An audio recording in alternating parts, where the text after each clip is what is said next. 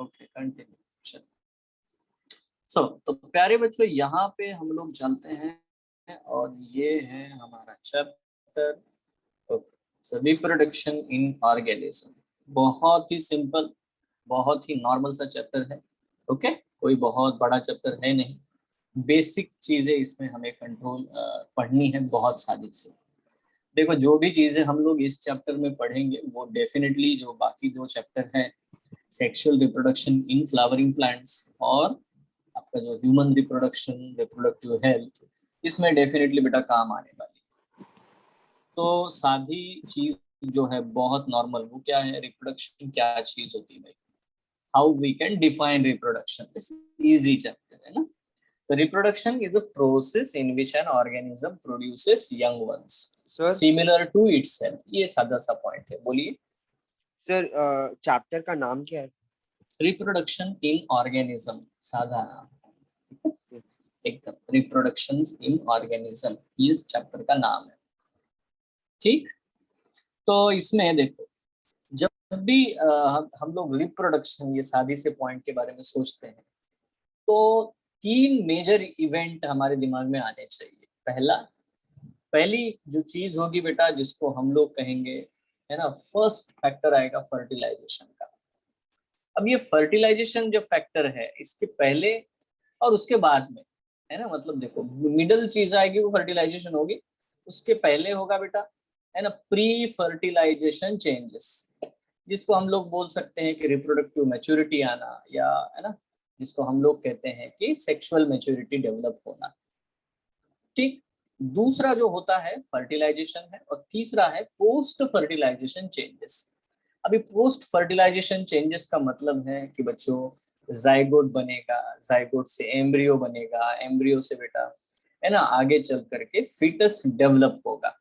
ये बहुत ही नॉर्मल तीन चीजें हैं जिनके बारे में हमें पढ़ना है। बट देखो, ये सब होते होते जो भी है, किसी भी इंडिविजुअल ऑर्गेनिज्म का पूरा लाइफ साइकिल इसके ऊपर डिपेंड होता है। ठीक है, तो क्या है इसमें, it enables the continuity of the species. Obviously बेटा, ये एसेंशियल है स्पीसीज की कंटिन्यूटी के लिए, है ना, जनरेशन टू जनरेशन। कोई भी इंडिविजुअल ऑर्गेनिज्म, है ना, एक पर्टिकुलर लिमिट के तक ही सरवाइव कर सकता है, उसके बाद में वो सरवाइव नहीं कर सकता। हर इंडिविजुअल की डेथ 100% श्योर है। ठीक है, जो भी लोग हम लोग इमोर्टल ऑर्गेनिज्म भी कहते हैं, तो अल्टीमेटली आगे चल करके वो सेल डिवाइड हो जाएंगे, तो उसकी इंडिविजुअलिटी तो खत्म होती है, चाहे डेथ से हो या तो सेल डिवीजन से हो। ठीक है, तो इम्पोर्टेंट ये है कि individual can not survive for ever. तो डेफिनेटली बेटा उसको अपनी ही जैसे कॉपीज बनाते रहनी पड़ती है, और इसी को हम लोग रिप्रोडक्शन कहते हैं। ठीक है, देखो, रिप्रोडक्शन दो प्रकार के होते हैं, ये बहुत आसानी से आप लोग जानते हो। एक है एसेक्सुअल एंड सेक्सुअल रिप्रोडक्शन। ठीक है, नाउ अब यहाँ पे एक बहुत ही इंपॉर्टेंट पॉइंट दिया गया है एनसीईआरटी का, वो क्या है, the period from birth to natural death of an organism is called life span. तो ये है लाइफ स्पैन। क्या है लाइफ स्पैन? बड़े, कोई भी इंसान पैदा होता है या कोई भी ऑर्गेनिज्म पैदा होता है, वहां से लेकर उसकी डेथ होने तक जो भी टाइम स्पैन वो अपनी बिताता है, उसे मैं कहता हूँ बेटा लाइफ स्पैन। ठीक है, अब यहाँ एक बहुत इंपॉर्टेंट पॉइंट कि नेचुरल डेथ होनी चाहिए। नेचुरल डेथ को हम लोग लाइफ स्पैन कहते हैं। ठीक है ना, कि देखो किसी का एक्सीडेंटल डेथ हो गया किसी भी ऑर्गेनिज्म का, तो वो अपनी पूरी लाइफ स्पैन पूरी नहीं कर पाया, ये हमें समझना है। ठीक है, now no individual is immortal. अब यहाँ पे ये बहुत ही इंपॉर्टेंट पॉइंट है बेटा, नो इंडिविजुअल इज इमोर्टल। ठीक है, अब यहाँ पे एक्सेप्शंस के बारे में बात हो रही है, वो क्या है, एक्सेप्ट द यूनिसेलुलर ऑर्गेनिजम्स। अब ऐसा हम क्यों कहते हैं? ऐसा इसीलिए कहते हैं कि देखो, कोई भी जो अमीबा है, सपोज मान लेते हैं, वो डेथ नहीं होती उसकी, वो क्या हो जाता है, वो डिवाइड होकर के दो अमीबा बन जाता है। मतलब एक तो होता है कि कोई भी एक इंडिविजुअल, है ना, उसकी डेथ नहीं हो रही है, वो एक्चुअली डिवाइड हो रहा है। तो मुद्दा है कि उसकी इंडिविजुअलिटी खत्म होती है, इंडिविजुअलिटी खत्म हो जाती है। ये एक अमीबा था, अब वो दो अलग अलग, है ना, हिस्सों में बढ़ गया। ये चलता रहता है। ठीक है, इसको हम लोग, है ना, अभी मोर्टल तो नहीं बोल सकते कि वो खत्म हो गया, है ना, ये नहीं बोल सकते। देखो, किसी भी सिंगल सेल की डेथ का डेफिनेशन क्या है? चलो ट्राई करो, कौन बता सकता है डेथ मतलब क्या? किसी भी सिंगल सेल के लिए आप बोलो ये सेल मर गया, क्या मतलब हो गया? What it means? कौन बता सकता है? Anyone of you? अरे एक सेल की डेथ हो गई मतलब क्या हो गया? कैसे कहूंगा कि वो सेल मर चुका है? डिस्ट्रक्ट हो जाएगा, डिस्ट्रक्ट हो जाएगा, उसके फंक्शंस पूरी तरह से बंद हो जाएंगे। तो हम लोग यहाँ पे एक बहुत सिंपल वर्ड यूज करेंगे कि देखो लिविंग है सेल का मतलब है कि वो उसका it has a active protoplasm, है ना। लिविंग सेल का मतलब है एक्टिव प्रोटोप्लाज्म।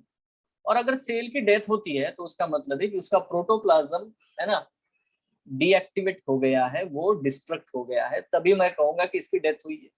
बट जब एक सेल डिवाइड होता है तो बेटा उसका प्रोटोप्लाज्म, है ना, डोंट सीज टू बी, है ना, एक्टिव।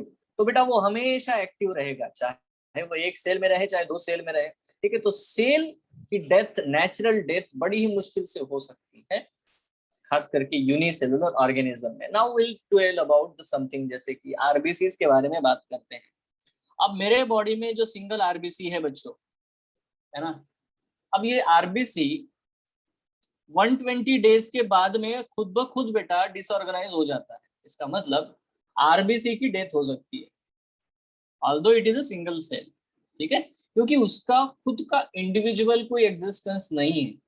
आपको बात समझ में आ रही है? वो एक सिस्टम का पार्ट है, यस और no. But if we think about the amoeba, amoeba is an individual organism. ठीक है, वो किसी के ऊपर डिपेंडेंसी नहीं शो कर रहा है अपने सर्व लाइफ स्पैन के लिए। ठीक है, so that we can differentiate like that. So there is no natural death in the unicellular organism. ठीक है, इसका मतलब उनका प्रोटोप्लाज्म डीएक्टिवेट नहीं होता, वो एक्टिवेट ही रहता है, वो बस हिस्सों में डिवाइड होता है। इतना ही आसान है ये। Okay, is it clear? तो बेटा क्या सारे ही ऑर्गेनिज्म का लाइफ स्पैन बिल्कुल एक जैसा होता है? यस और नो? नहीं होता, है ना। सारे ऑर्गेनिज्म का मतलब है सारे स्पीसीज का, जैसे कि human being and butterfly and insects whatever. ठीक है, तो सबका बेटा लाइफ स्पैन बिल्कुल डिफर करता है। और बच्चों यहाँ पे हमारी एनसीईआरटी पे ये सब दिया गया है ना। Rose, rice plant, banyan tree, banana tree, dog, butterfly, fruit fly, ये सब कुछ दिया है। ठीक है, किसी किसी के लाइफ स्पैन आपके एनसीईआरटी टेक्स्ट बुक में नहीं दिए हैं, जैसे कि रोज का मैंने यहाँ ब्लैंक छोड़ा है। ठीक है, बस इसने पूछने के लिए किसी को पता है क्या, बाकी तो लिखा हुआ है सब कुछ। तो बता सकते हो रोज का लाइफ स्पैन कितना हो सकता है? कोई भी आपने देखा होगा रोज प्लांट को, आपने ऑब्जर्व भी किया होगा आपके वरांडे में, कहीं ना कहीं रोज प्लांट आपने ऑब्जर्व किया होगा। क्या आपने सही ऑब्जर्व किया है? क्या उसकी पूरी लाइफ स्पैन को आपने ऑब्जर्व किया? तो बेटा if you know it, it is a 5 to 7 years। ठीक है, तो एक रोज प्लांट जो है बेटा वो 5 से 7 साल तक जिंदा रह सकता है, मतलब उसका लाइफ स्पैन उसमें चलता रहता है। अभी राइस प्लांट के बारे में देखो तो ये तो एनुअल प्लांट है बच्चों। एनुअल प्लांट है मतलब क्या है, 3 से 7 महीने में उसका बेटा हार्वेस्ट आ जाता है। बनियन ट्री, बनियन ट्री तो बेटा इतने पुराने हैं, उनको 1000 years भी बेटा हम लोग देखते हैं। तो यहाँ पे हमने लिखा है 400 years। ठीक है, आप लोग 200 साल पकड़ सकते हो प्रॉपरली, बट वो सरवाइव कर सकते हैं अगर प्रॉपर कंडीशंस मिले तो वो। ठीक है, they can move up to the 1000 year also. ना, banana tree 2 to 3 years survive करेगा, इजी है ये। ठीक है, या तो हम लोग कह सकते हैं कि देखो कुछ एग्जाम्पल है बनाना ट्री के, कुछ स्पीसीज है जो 25 years तक सरवाइव कर सकते हैं। ठीक है, या 2 to 5 years तक हम लोग बोल सकते हैं they can survive. Then dog 22 years, है ना, किसी ने देखा होगा डॉग के बारे में, तो देखो 22 years तक बेटा लाइफ स्पैन है। बटरफ्लाई, बटरफ्लाई बहुत कम होता है बेटा लाइफ स्पैन उनका, 1 to 2 week है, 1 से 2 हफ्ते में खत्म कार्यक्रम। ठीक है, फ्रूट फ्लाई, फ्रूट फ्लाई जिसको हम ड्रोसोफिला कहते हैं, ड्रोसोफिला को हम लोग एक्सटेंसिवली जेनेटिक्स में यूज करते हैं। ठीक है, उसका ये कार्य, ये भी एक चीज है क्योंकि उसका 2 वीक्स में बेटा वो पैदा होके मर जाते हैं। तो हमें एक्सपेरिमेंट के रिजल्ट बहुत जल्दी जल्दी आते हैं क्योंकि उनके जल्दी जल्दी जनरेशन आती है ना। हम लोग ह्यूमन बींग को एज ए जेनेटिक्स का मटेरियल यूज नहीं करते, क्योंकि अभी अभी जो एक आधा है ना साइंटिस्ट ने एक्सपेरिमेंट शुरू किया तो पता चला कि जिसके ऊपर एक्सपेरिमेंट हो रहा है वो जिंदा है और साइंटिस्ट मर चुका है। ठीक है, तो ये पॉसिबल नहीं है। जेनेटिक्स में हम लोगों को बहुत जल्दी जल्दी जनरेशन चाहिए होती है, तो हम लोग ड्रोसोफिला को यूज करते हैं क्योंकि उसका लाइफ स्पैन बहुत कम है, 2 हफ्ते तक बेटा होता है, दैट्स इट। बढ़िया इजी चीज है वो ग्रो करने के लिए। पैरट बेटा 140 ईयर्स तक जीता है, देखो एक ह्यूमन बीइंग से भी ज्यादा सरवाइव कर सकता है। Crocodile 60 years, horse 40 to 50 years, then tortoise 100 to 150 years. See, it is a tortoise, not a turtle. ठीक है, टर्टल इतना नहीं सरवाइव करेगा, टॉर्टोइज करेगा। Down crow 15 years, cow 22 years, and then elephant 50 to 70 years. So this is actually, and these are what the lifespans given. ठीक, जो कि NCERT में भी हमारे दिए गए हैं। तो ये बात तो हमें समझ में आनी चाहिए कि ये क्या है, from birth to the natural death. ठीक है, ये एक जनरलाइज्ड चीज है बेटा जो हम लोग समझते हैं। ह्यूमन बीइंग के लिए हम लोग बोलते तो हैं, ठीक है, it can be 60 to 100 years, ये हम लोग बोल सकते हैं। ठीक है, 100 years मैक्स टू मैक्स लोग पहुंचते हैं, है ना, प्रो मैक्स लेवल पे जाते हैं कुछ लोग, वन है ना 110 years वो बहुत ज्यादा जी लेते हैं। एनीवे, सो डेफिनेटली बच्चों, ये लाइफ स्पैन जब भी होगा किसी भी ऑर्गेनिज्म का, तो वो 2 प्रकार के रिप्रोडक्शन शो करता है। एक है ए सेक्सुअल रिप्रोडक्शन और दूसरा है सेक्सुअल रिप्रोडक्शन। नाउ सबसे पहले तो बच्चों हम लोग ए सेक्सुअल रिप्रोडक्शन के बारे में बात करते हैं। बहुत ही नॉर्मल सिंपल से कंसेप्ट है बच्चों, है ना। सबसे पहले तो मैं आपको ये बता दूं कि ये एक्चुअली असेक्सुअल रिप्रोडक्शन होता क्या है। कौन बता सकता है असेक्सुअल रिप्रोडक्शन क्या हो सकता है? आपकी सिंपलेस्ट डेफिनेशन क्या हो सकती है? हम लोग ऐसा कहते हैं कि अगर सपोज, है ना, एक सिंगल पेरेंट है, सिंगल पेरेंट, ठीक है, तो उसको मैं एसेक्सुअल रिप्रोडक्शन कहता हूँ। सी, इट्स वेरी सिंपल, है ना, बहुत नॉर्मल। बट क्या ये हमेशा ऐसा होगा? ऐसा हो सकता है क्या कि सेक्सुअल रिप्रोडक्शन में भी सिंगल पेरेंट हो? ये पॉसिबल है। बहुत बार बेटा आप लोगों ने इवन एनिमल किंगडम पढ़ा होगा, तो कुछ एनिमल ऐसे हैं जो हर्माफ्रोडाइट होते हैं, मतलब मेल और फीमेल सेक्स ऑर्गन एक ही ऑर्गेनिज्म में प्रेजेंट होता है ना। जस्ट एग्जांपल पोरीफेरा का ले लेते हैं, ठीक है, तो उनमें सिंगल पेरेंट होने के बावजूद बेटा वो सेक्सुअल रिप्रोडक्शन करते हैं। Is it clear? तो बेटा सिर्फ ऐसा बोल देना कि है ना सिंगल पेरेंट है, उससे अगर रिप्रोडक्शन होता है तो उसे मैं एसेक्सुअल रिप्रोडक्शन कहता हूँ, तो that is not a perfect वे।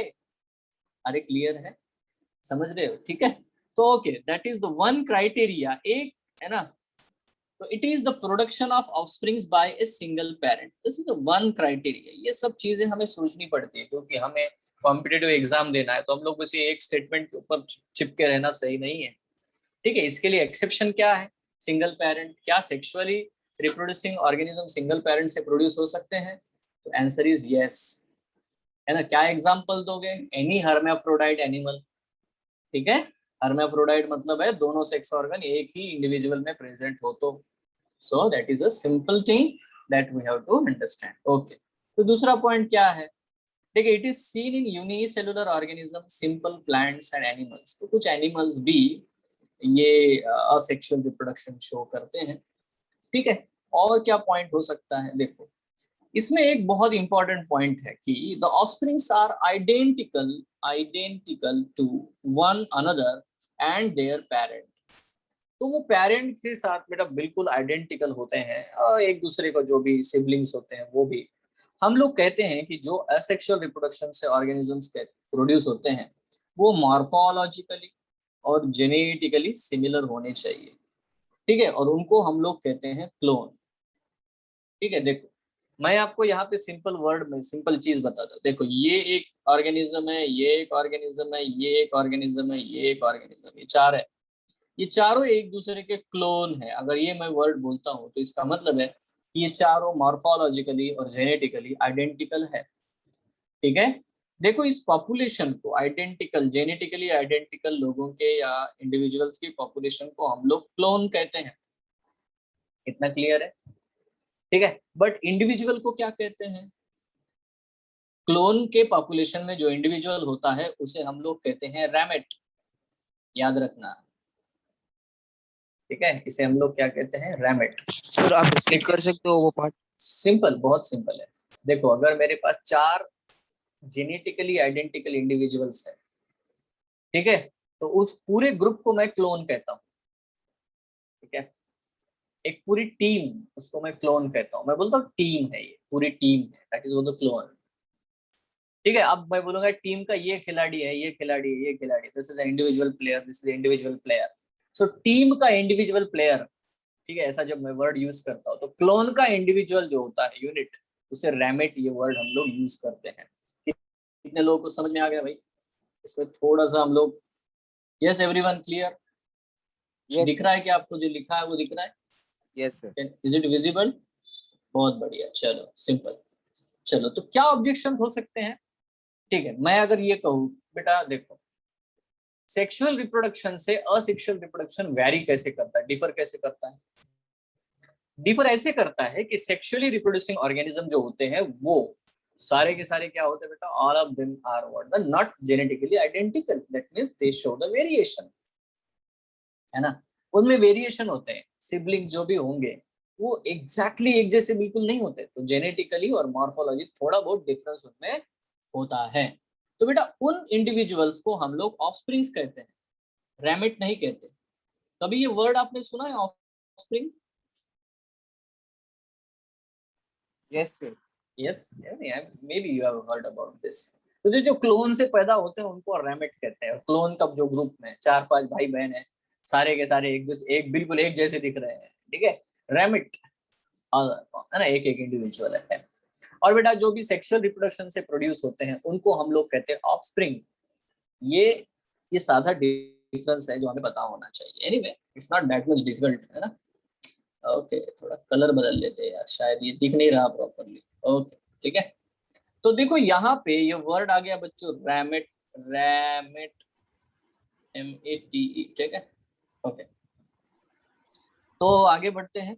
अभी एक और मैं पॉइंट बोलता हूँ, क्या असेक्सुअल रिप्रोड्यूसिंग ऑर्गेनिजम्स कभी गैमेट प्रोड्यूस करते हैं क्या? हाँ, गैमेट प्रोड्यूस होता है क्या? ए सेक्सुअल रिप्रोड्यूस करने वाले ऑर्गेनिज्म कभी गैमेट प्रोड्यूस करते हैं? मेल गैमेट, फीमेल गैमेट, ऐसा होता है क्या? क्या कहते हो आप लोग? No sir. एनीवन? ठीक है, देखो यहाँ हमें बहुत बहुत ही क्लेवरली इस चीज को हैंडल करना है। कैसे हैंडल करना है मैं आपको बताता हूँ। आपको लगेगा कि सिर्फ sir male gamete female gamete, मतलब जो सेक्सुअल गैमेट्स होते हैं वो प्रोड्यूस होते हैं तो सेक्सुअल रिप्रोडक्शन होगा ही, इसकी गारंटी दे हम लोग नहीं लेते। No one can take this guarantee. देखो प्लांट्स में और लोअर ऑर्गेनिज्म में ऐसे ढेर सारे एग्जांपल है जिसमें होता क्या है कि एग सेल से डायरेक्टली बेटा ऑर्गेनिज्म बन जाता है। जैसे इवन बेटा मैं आपको हनी बी का एग्जांपल बताता हूँ। हनी बी, हनी बी में जो ड्रोन बनता है ना मेल, वो हमेशा हैप्लॉइड होता है। बनता कैसे है वो? एक अनफर्टिलाइज्ड एग सेल से, जिसको हम पार्थेनोजेनेसिस कहते हैं। Are you sure? पॉइंट समझ में आया क्या सबको? मैंने वर्ड यूज किया parthenogenesis.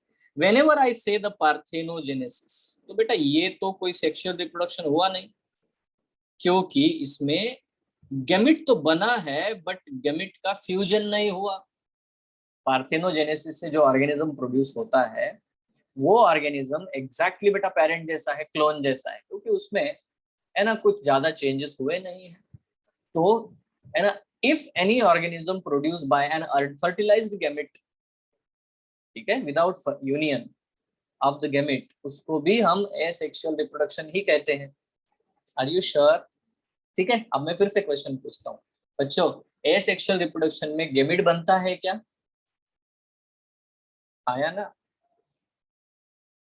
Is there a possibility that gamete? Yes, always. ठीक है, गैमेट बनते हैं बट मैक्सिमम बहुत बार ऐसा होता है कि ये गैमेट जो है वो फर्टिलाइजेशन नहीं करते और अनफर्टिलाइज्ड एग से ही हैप्लॉइड ऑर्गेनिज्म प्रोड्यूस हो जाता है। ठीक है, ये टेंडेंसी अगर हमें दिखाई देती है, so that is also an asexual reproduction. So how you can differentiate? ठीक है बेटा, आप लोग कैसे डिफरेंशिएट करोगे सेक्सुअल रिप्रोडक्शन को, मैं बताता हूँ। सेक्सुअल रिप्रोडक्शन में गैमेट्स बनते हैं और ये गैमेट एक दूसरे के साथ फर्टिलाइजेशन करते हैं, तब इसको मैं सेक्सुअल रिप्रोडक्शन कहता हूँ। याद रखना, मैंने पहले ही आपको बताया कि जब भी मैं सेक्सुअल रिप्रोडक्शन के बारे में बात करता हूँ तो मेरे लिए सबसे इंपॉर्टेंट टर्म आएगा फर्टिलाइजेशन। एसेक्सुअल रिप्रोडक्शन में कभी भी कोई यूनियन ऑफ गैमेट या सिनगैमी या फर्टिलाइजेशन आपको नहीं देखने को मिलता। सबको क्लियर ये डिफरेंस समझ में आता है ना? Yes, very simple, very simple. ठीक है, देखो यहाँ पे टाइप्स ऑफ एसेक्सुअल रिप्रोडक्शन दिए गए हैं। आप लोग जानते हो बहुत सारे डिफरेंट टाइप होते हैं। ठीक है, उनके बारे में हम लोग बात कर सकते हैं, देख लो। तो सबसे पहला जो टाइप है बेटा, तो यहाँ पे फिर से मैं बैक चला जाता हूँ, मतलब ये देख लो ट्री डायग्राम। बेटा मैं उतने ही पॉइंट ले रहा हूँ जो आपके एनसीईआरटी में है ना, ज्यादा नहीं बड़बड़ करना है। ठीक है, देखो इसमें बहुत सारे पॉइंट्स ऐड किए जा सकते हैं, इसमें कोई इश्यू नहीं है। बट देखो अभी तो नीट का पेपर देख के आपको समझ में आया यार, ज्यादा पूछते नहीं हो इधर उधर का, बट जब जरूरत होती है तो मैं बहुत ज्यादा बताता हूँ। ठीक है, anyway types of asexual reproduction में हमें फ्यूजन, बडिंग, वेजिटेटिव प्रोपेगेशन, ऐसी 3 चीजों के बारे में ज्यादा करके देखना है। उसमें भी फ्यूजन में बेटा एक आता है बाइनरी फ्यूजन और मल्टीपल फ्यूजन। ठीक है, वेजिटेटिव प्रोपेगेशन बहुत सारे प्रकार के हैं। मतलब देखो आर्टिफिशियल भी हम लोग वेजिटेटिव प्रोपेगेशन करते हैं, जिसको हम लोग कटिंग, ग्राफ्टिंग, लेयरिंग, ये सब बेटा ये सब बोलते हैं ना, वो है वेजिटेटिव प्रोपेगेशन। नेचुरली भी वेजिटेटिव प्रोपेगेशन होता है, ट्यूबर्स बनते हैं, राइजोम बनते हैं, है ना, ऑफसेट्स बनते हैं। तो ये सब जो है बेटा नेचुरली होते हैं। जो मॉर्फोलॉजी ऑफ फ्लावरिंग प्लांट, ये 11th में जब आप चैप्टर पढ़े होंगे तो उसमें है ना, कॉर्न, ट्यूबर, ये सब, बल्ब, है ना, बल्बिल, ये सब एग्जांपल बेटा वेजिटेटिव प्रोपेगेशन के हैं। So let's see one by one, एक एक को देख लेते हैं। देखो सबसे पहले हम लोग यहाँ पे बात कर रहे बच्चों, one is what the fusion के बारे में। ठीक है, यहाँ पे आपके सामने बेटा डायग्राम दिखाई दे रही है, ये आप देख पा रहे हो। ये एक पेरेंट सेल है अमीबा का। ठीक है, this is amoeba parent cell. उसके बाद बेटा वो बाइनरी फ्यूजन कर रहा है, देख सकते हो आप लोग इन अमीबा, एंड बस एक सेल से 2 डॉटर सेल बन गए। सो this is a simply binary fusion. Even आप लोग यहाँ देख सकते हो, पैरामीशियम के केस में भी आप देख सकते हो, सिंगल पैरामीशियम है इस तरह से बेटा, and then it is divided. ठीक है, ये क्लियरली एक बाइनरी फ्यूजन ही है। दूसरा बेटा यहाँ पे आप देख पा रहे होंगे मल्टीपल फ्यूजन का भी एक एग्जांपल यहाँ पे दिया गया है इन प्लाज्मोडियम। ठीक है, आप देख सकते हो ये साइजोंट है, मतलब एक सेल है यहाँ पे। ठीक है, ये बीच में आपको दिखाई दे रहे हैं, साइजोंट साइटोप्लाज्म में बने हुए हैं। नाउ न्यूक्लियस डिवाइड हो जाता है, मल्टीपल फ्यूजन हो जाएगा, और बेटा बहुत सारे छोटे छोटे डॉटर सेल्स अंदर बन जाते हैं। ये सिस्ट जैसा स्ट्रक्चर जब ब्रेक होता है तो ये सारे एक साथ रिलीज हो जाते हैं, बहुत छोटे होते हैं। ठीक है, दैट हैपेंस। इवन देखो मल्टीपल फ्यूजन इन अनसिस्टेड अमीबा, ये सिस्ट कंडीशन है, मतलब ऊपर से कोटिंग होती है, यहाँ पे कुछ भी नहीं है। आप देखो ये एक सिंगल अमीबा है, इस सिंगल अमीबा में इसके जो न्यूक्लियस है बेटा, ठीक है, न्यूक्लियस, ठीक, वो न्यूक्लियस जो है बहुत सारे न्यूक्लियाई बना लेता है, उसका न्यूक्लियर मेम्ब्रेन डिसअपियर हो जाता है, और उसके बाद में बेटा हर एक न्यूक्लियस के आजू बाजू में साइटोप्लाज्म जमा हो गए स्पोर्स बना लेता है। ठीक है, तो ये एक साथ बहुत सारे बेटा अमीबा बन सकते हैं, और ये सारे जो स्पोर केस के साथ बेटा स्पोर जो है रिलीज होते हैं। उसके बाद में ये स्पोर केस हट जाता है और अमीबा एक इंडिविजुअल बाहर निकलता है, यंग अमीबा। तो amoeba is a very good example because it shows both type of the fusions, दोनों प्रकार, बाइनरी फ्यूजन भी as well as the what we can say the, है ना, मल्टीपल फ्यूजन भी यहाँ पे शो करता है। तो देखो बहुत सारे जो इंडिविजुअल है जो मल्टीपल फ्यूजन करते हैं, तो सबसे पहले वो अपने आजू बाजू में सेल कोटिंग बना लेते हैं, जिसको सिस्ट कहते हैं, सिस्ट। ठीक है, एंड देन बेटा अपने न्यूक्लियस को मल्टीपल टाइम डिवाइड करते हैं। उसके बाद हर एक न्यूक्लियस जो है अपना अपना साइटोप्लाज्मिक कंटेंट ले लेता है, और एक एक छोटा छोटा इंडिविजुअल सेल में कन्वर्ट होके फिर ये सिस्ट ब्रेक होगा और सारे बेटा बाहर रिलीज हो जाएंगे। फिर वो खा पी करके फिर से अपने पेरेंट सेल जैसा साइज बना लेंगे अपना। सो this is multiple fusion you can see. Okay, तो देखो यहाँ पे हम लोग आते हैं और सिंपली पॉइंट टू पॉइंट बात करते हैं। तो फ्यूजन के बारे में अगर हम लोग बात करें,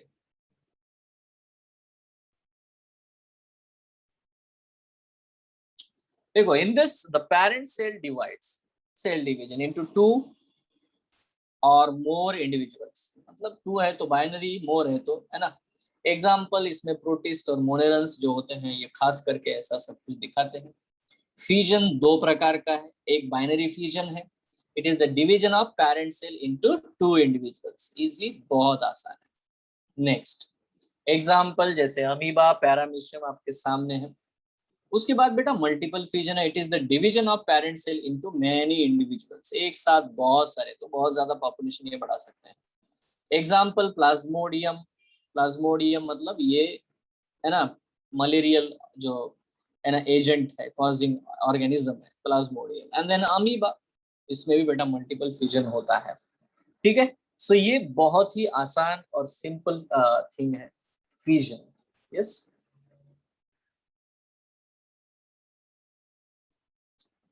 नाउ यहाँ पे देखो बहुत सारी चीजें यहाँ पे आपको देखने को मिल सकती है। बडिंग, अभी बडिंग का जो है, देखो हाइड्रा आप लोगों ने पढ़ा होगा, ठीक है। हाइड्रा के केस में बडिंग हमको डेफिनेटली बेटा बेस्ट एग्जांपल है, this is a bird, you can see that, ठीक है। दूसरा बेटा आपका फाइलम है, एनिमल किंगडम आप लोगों ने पढ़ा होगा। तो सेकंड फाइलम था निडारिया, जिसमें निडोब्लास्ट होते हैं, है ना, पॉइजनस निमेटोसिस्ट जिसमें प्रेजेंट होता है। तो ये जो हाइड्रा है ना, इस बेस्ट एग्जांपल जिसमें बर्ड्स डेवलप होते हैं, ठीक है, पॉलिप स्टेज है। तो ये आपको देखने को मिलता है। आपको यहाँ पे नोटिस करना है, in this a bud appears and grows in the parent body, है ना, बर्ड बिल्कुल उसके जैसा ही होता है। After maturation it is detached from the parent body to form a new individual. इसी को हम लोग बर्ड, ये वर्ड यूज करते हैं, बहुत सिंपल नॉर्मल पॉइंट, ठीक है।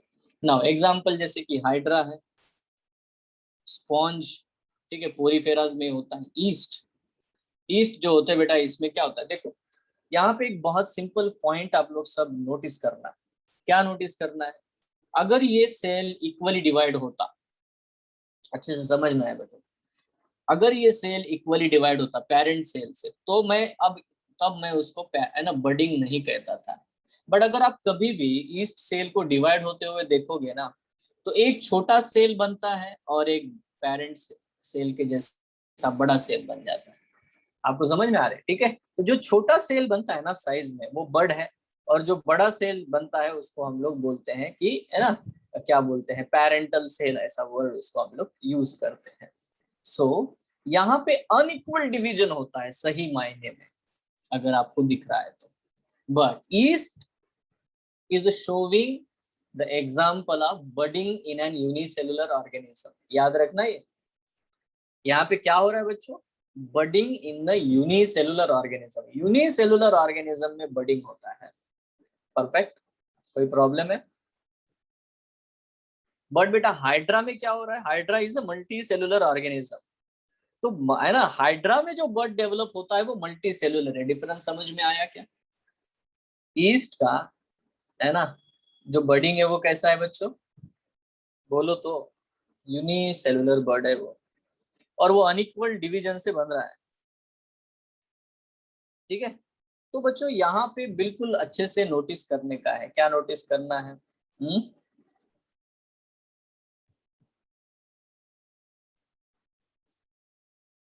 कि दोनों में, दोनों के बर्ड्स में भी डिफरेंस है, या मल्टी सेलुलर बर्ड और यूनिसेलुलर बर्ड। अगर मैं आपको इंडिविजुअल सिंपल क्वेश्चन पूछ लूंगा कि बताओ मल्टी सेलुलर बर्ड किसमें बनेगा, हाइड्रा में या ईस्ट में, तो आप बहुत आसानी से जवाब दे सकते हो क्या, कि सर, है ना, ये हाइड्रा में मल्टी सेलुलर बर्ड बनता है। क्यों, क्योंकि सर ईस्ट में यूनिसेलुलर बर्ड होता है। एक्चुअली ईस्ट में अमाइटोसिस हो रहा है। अमाइटोसिस क्यों सर, इसीलिए क्योंकि वहां पे इक्वल डिवीजन नहीं होता सेल का, अनइक्वल डिवीजन होता है। इज इट क्लियर, समझ में आ रहा है क्या। Yes sir. ओके, बहुत बढ़िया, मतलब तुम लोग हो उधर है। देखो अब ये जो जेम्यूल होते हैं, यहाँ पे वर्ड दिया है जेम्यूल, इनको हम लोग बोलते हैं इंटरनल बर्ड। अब यार आपको पता होगा स्पॉन्जोसील होता है। पोरीफेरेंस को अगर आप देखोगे तो अंदर जो है कॉलर सेल्स होते हैं, ठीक है, बहुत सारे स्पिक्यूल्स होते हैं, स्पिक्यूल्स, ठीक है, जो कि उसको स्केलेटन जैसा मदद करते हैं।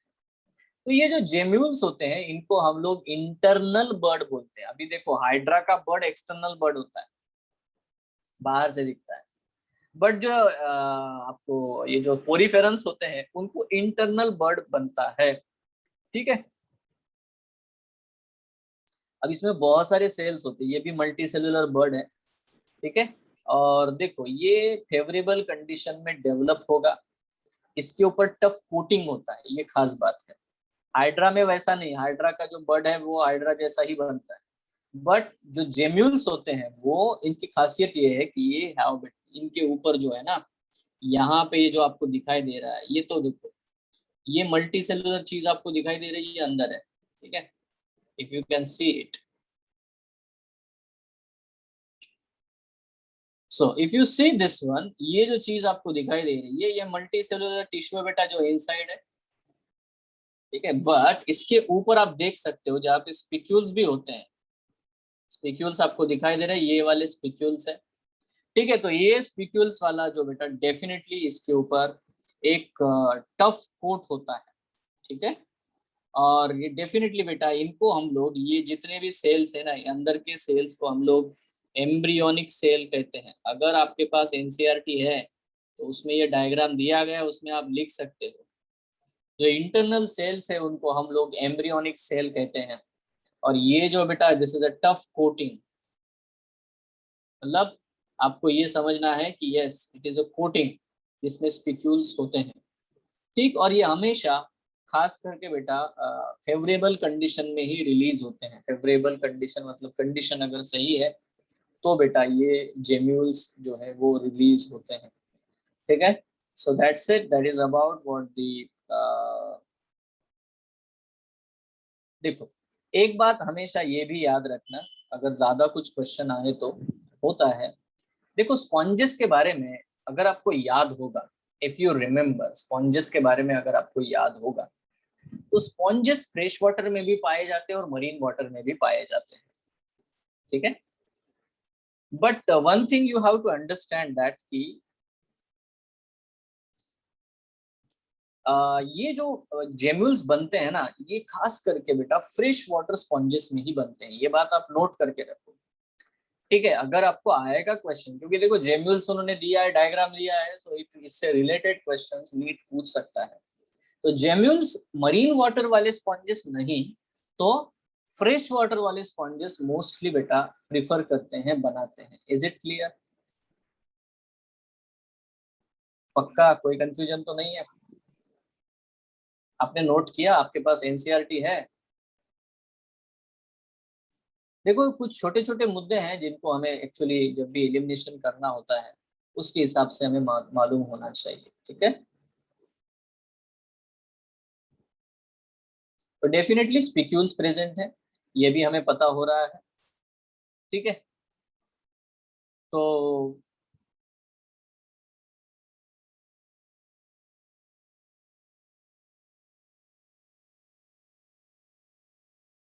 यहाँ पे इसको एक पोर आपको दिखाई दे रहा है जहां से ये सेल बाद में रिलीज होंगे। ये जो अंदर एम्ब्रियोनिक सेल होते हैं ये खास करके अमीबॉइड होते हैं।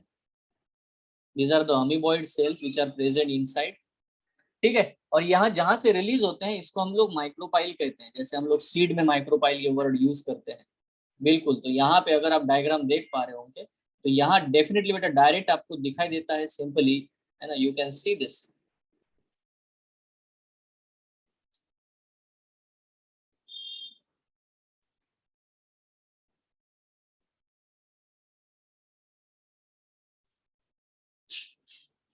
सो सेंट्रली बेटा अमीबॉइड एम्ब्रियोनिक सेल है, ऊपर बेटा स्पिक्यूल से बना हुआ टफ कोटिंग है, बीच में बेटा यहाँ पे आपको दिखाई दे रहा है that is simply what we can say micropyle. यहाँ पे मैं आपको दिखाना चाहता हूँ, दिस इज माइक्रोपाइल हियर, ठीक है, this is a micropyle that you can see, ठीक है। तो यहाँ माइक्रोपाइल एग्जिस्ट करता है, प्रेजेंट है, जो कि डेफिनेटली बेटा जहां से यहाँ से सेल बाहर निकलेंगे, cell will ooze out or come out from this position. That is what the simple thing we have to know.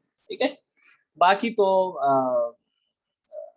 है ना, ज्यादा बहुत ज्यादा तो इसके बारे में हम लोग इंफॉर्मेशन जो है, एनिमल किंगडम आप लोगों ने चैप्टर पढ़ा होगा तो आप उसको समझ सकते हो. ठीक है, एनीवे, तो can I ask you question? मैं बहुत सिंपल क्वेश्चन आपसे पूछना चाहता हूँ कि जेम्यूल ये कौन से ऑर्गेनिज्म में प्रोड्यूस होते हैं? हाइड्रा में, ईस्ट में, मरीन स्पॉन्जेस में, या फ्रेश वाटर स्पॉन्जेस में? ये 4 ऑप्शन दिए हैं.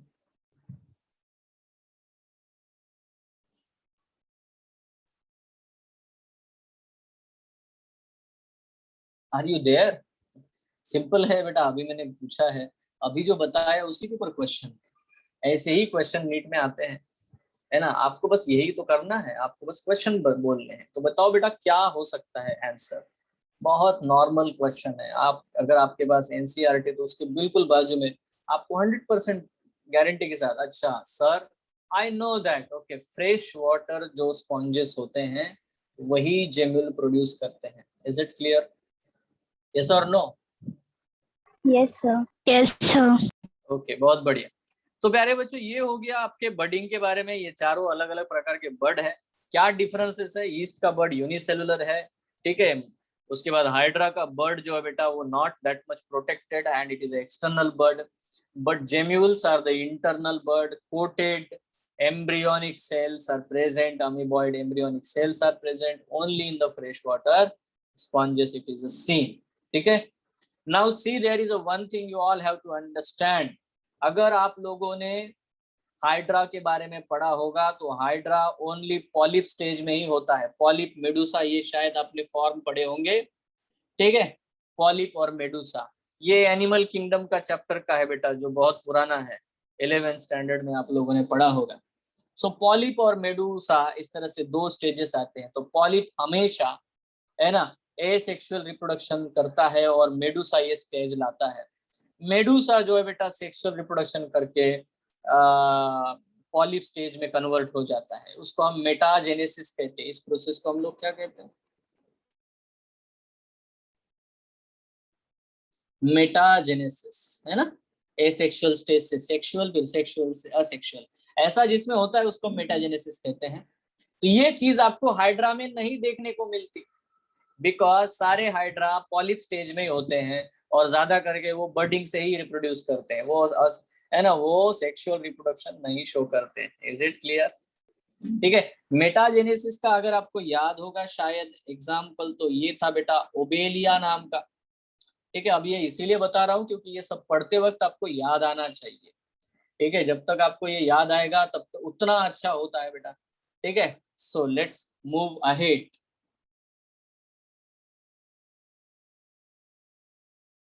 देखो, एसेक्सुअल रिप्रोडक्शन के बारे में जब हम लोग बात करेंगे तो तीसरा एक टाइप आएगा जिसको हम लोग वेजिटेटिव प्रोपेगेशन कहते हैं. अभी वेजिटेटिव प्रोपेगेशन जैसे मैंने कहा कि 2 प्रकार से हो सकता है. एक वे है नेचुरल और एक है आर्टिफिशियल. तो हम लोग पढ़ क्या रहे हैं कि वेजिटेटिव रिप्रोडक्शन प्रोपेगेशन नेचुरली कैसे होता है, यही हम लोग पढ़ रहे हैं.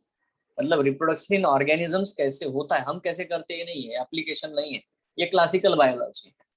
तो इसीलिए एनसीईआरटी जो है वो लेयरिंग, ग्राफ्टिंग, ये सब के बारे में बिल्कुल नहीं बोलता.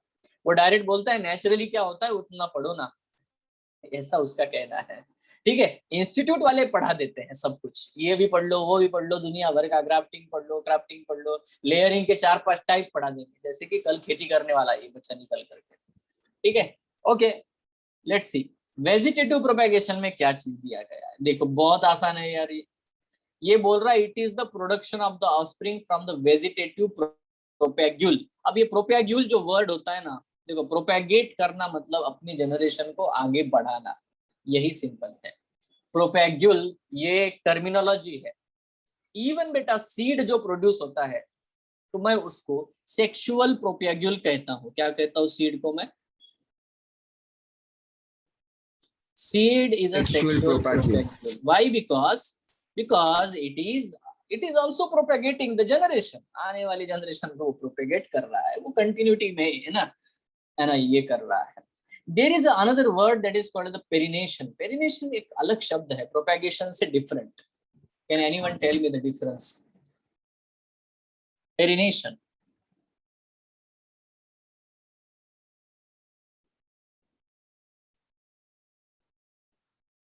सी, पेरिनेट का करने का मतलब होता है कि सपोज आपके ऊपर कोई संकट आया है, बहुत अनफेवरेबल सिचुएशन है, तो उस अनफेवरेबल सिचुएशन में अगर आप छुप के बैठ जाओगे और जैसे ही फेवरेबल सिचुएशन आएगी तो आप अपने जोश खरोश के साथ फिर से अपनी जिंदगी को आगे बढ़ाओगे, इसको बोलते हैं पेरिनेट करना.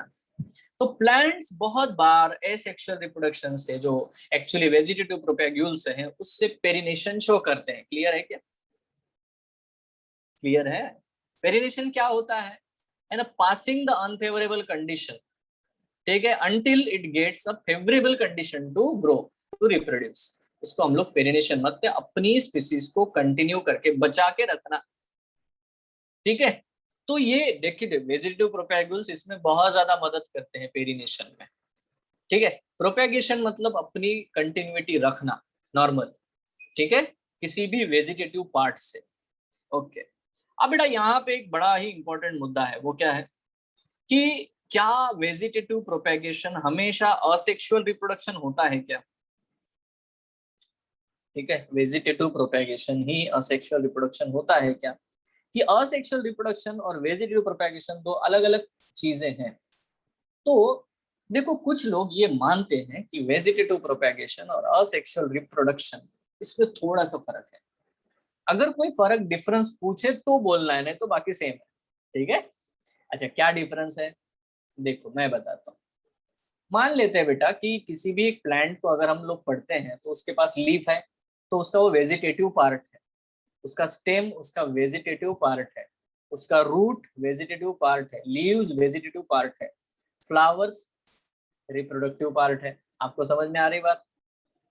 ठीक है, अभी देखो क्या होता है कि अगर किसी वेजिटेटिव पार्ट को आपने तोड़ा, स्टेम को तोड़ के लगा दिया, कटिंग कर दी और उससे नया प्लांट बना, तो मैं इसको बोलता हूँ वेजिटेटिव प्रोपेगेशन.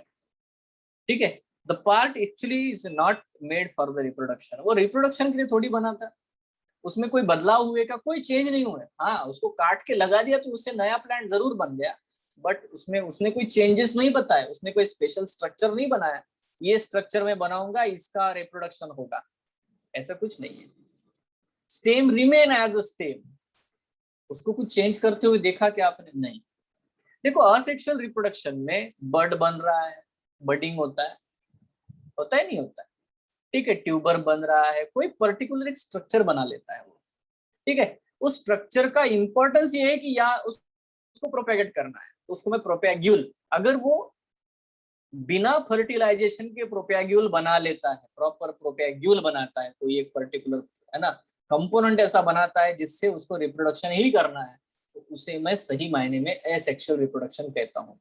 अगर आप उसका है ना स्टेम से उसका वेजिटेटिव प्रोपेगेशन हो जाए, लीफ से हो जाए, तो बेटा उसको हम लोग बोलते हैं that is actually called as what the vegetative propagation.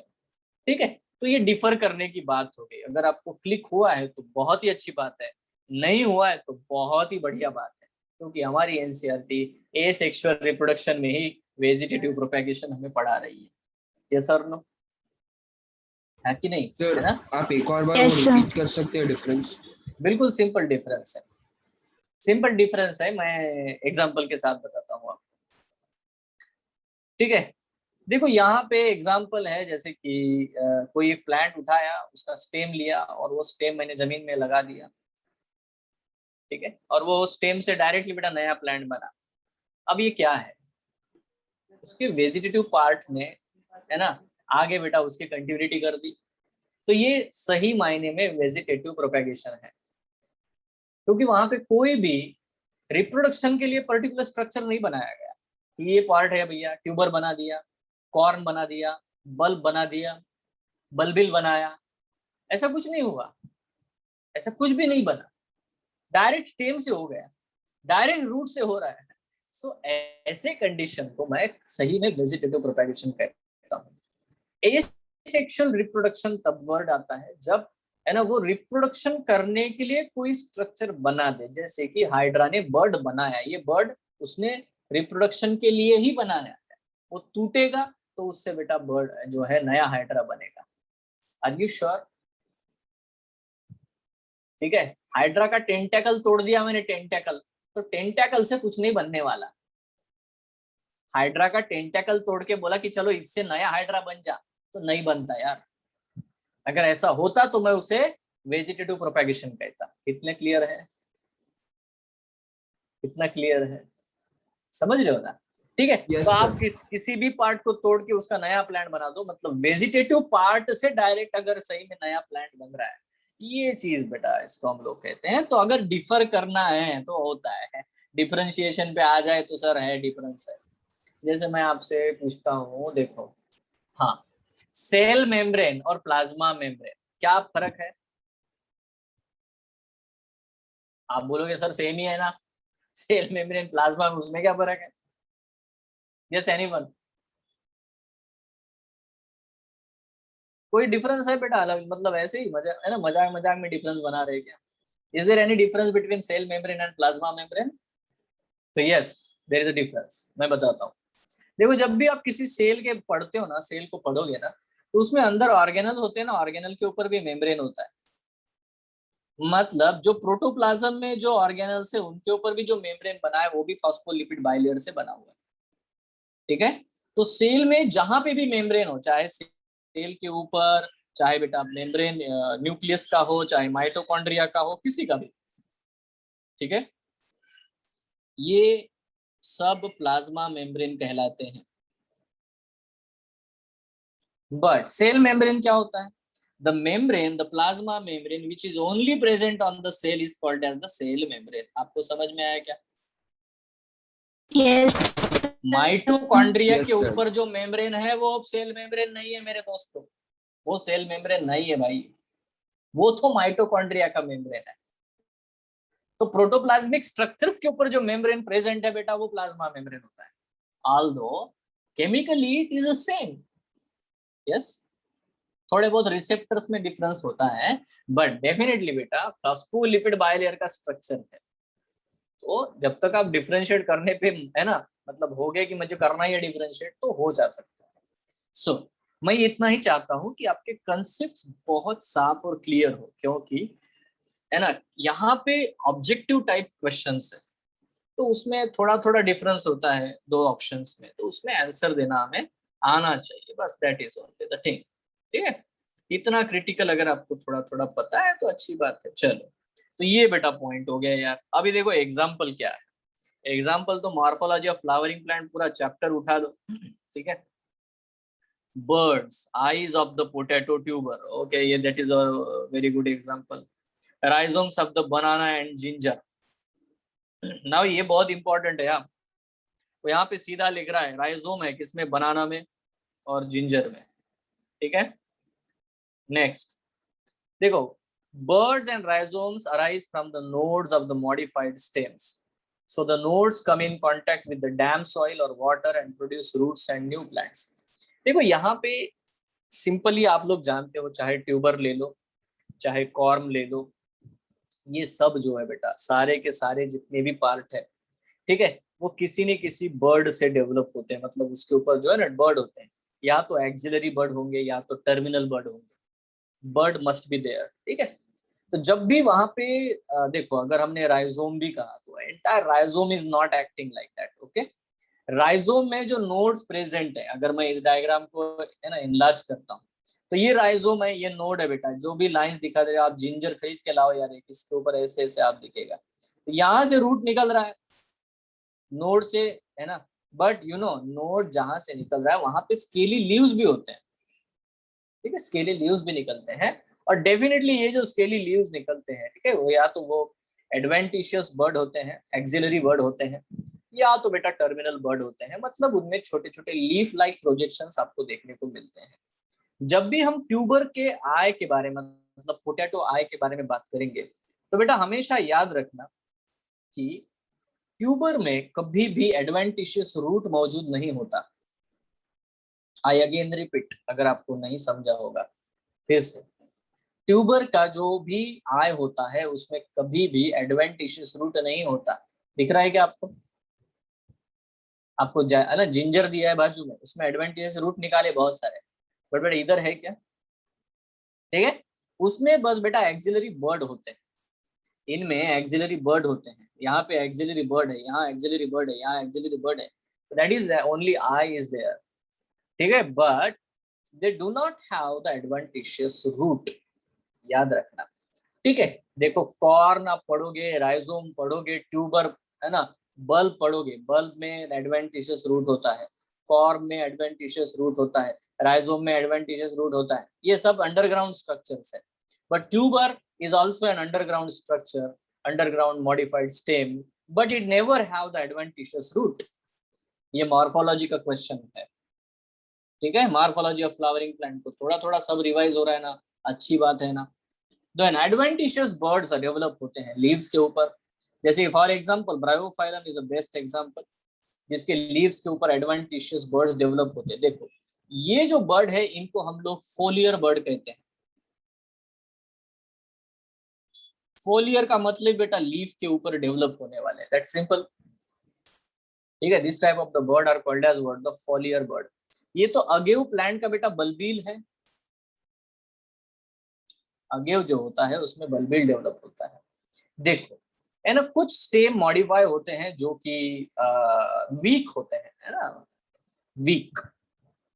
ये सब एरियल मॉडिफिकेशंस हम लोग देखते हैं। ठीक है, जैसे कि रनर है ना, जो क्रीप करता है, स्टोलोन होता है ना, यहाँ पे बेटा ये ना सकर होता है। देखो हमको ये समझना है कि ये जो क्राउन है ये भी क्राउन है, मतलब इधर लीव्स है, इधर लीव्स है, जमीन को पैरेलल दौड़ने वाला रनर।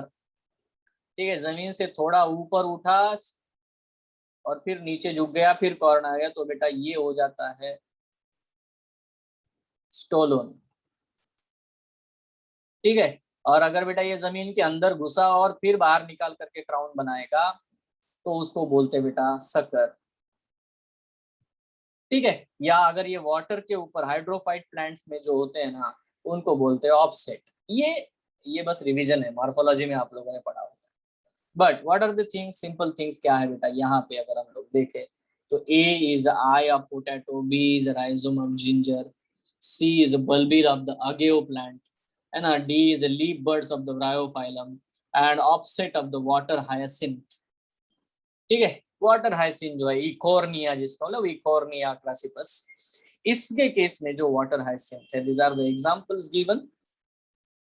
ठीक है, bulbil of agave and offset of water hyacinth, these are the examples of the vegetative propagules। तो आप लोगों ने इससे ज्यादा वेजिटेटिव प्रोपैगुल पढ़े हैं कब? जब आपने मॉर्फोलॉजी ऑफ फ्लावरिंग प्लांट ये चैप्टर पढ़ा है, उसमें बेटा सारे प्रकार के मॉडिफिकेशन आपने पढ़े हैं। ये सर नो पढ़े ना, इससे ज्यादा पढ़े कि ये कम है ना, ये तो कुछ भी नहीं है, कुछ दो चार एग्जांपल उठा के बता दिया आपको, है ना। You have studied more than this,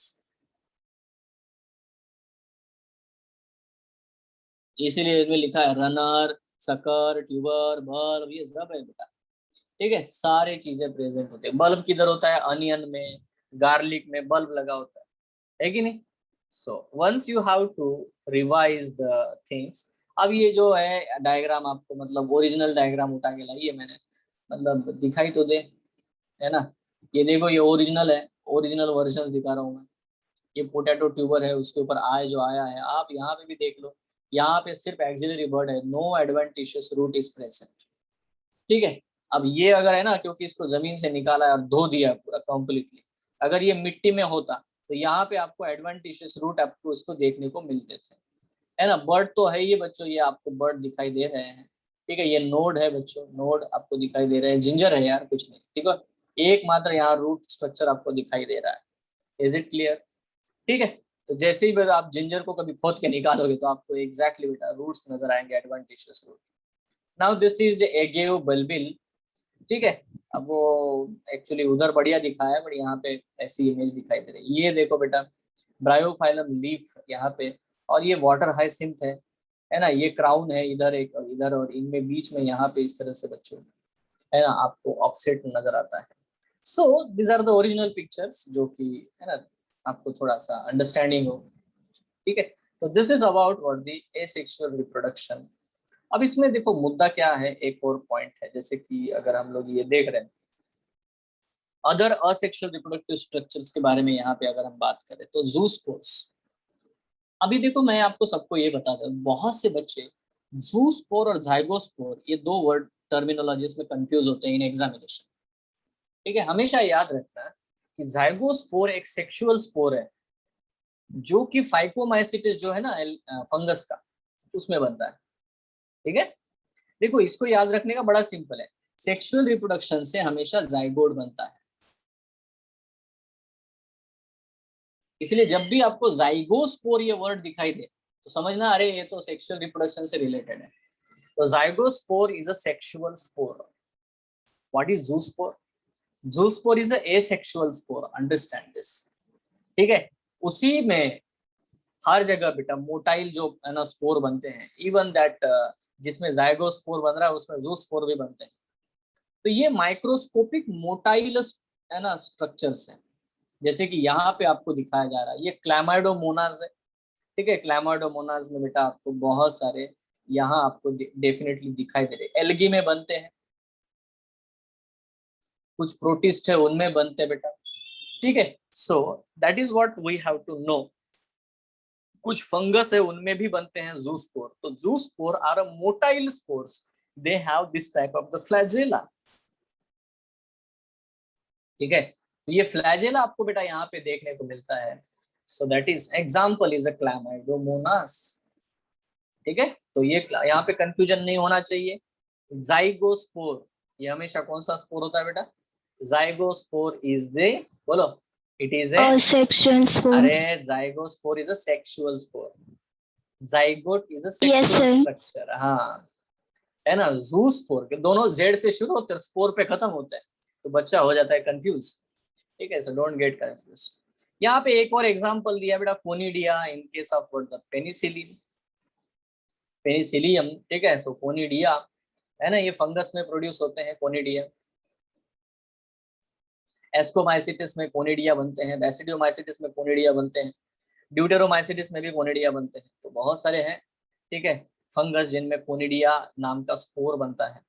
then gemmules, बेटा जेम्यूल्स के बारे में बहुत सारी बातें अभी तक मैंने आपको बताई, माइक्रोपाइल है, कोटिंग है, एम्ब्रियोनिक सेल है इनसाइड। ठीक है, ऑल दिस थिंग्स, ये सारी चीजें बेटा मैंने आपको बताई है, और ये नॉर्मल है, बहुत ही सिंपल है।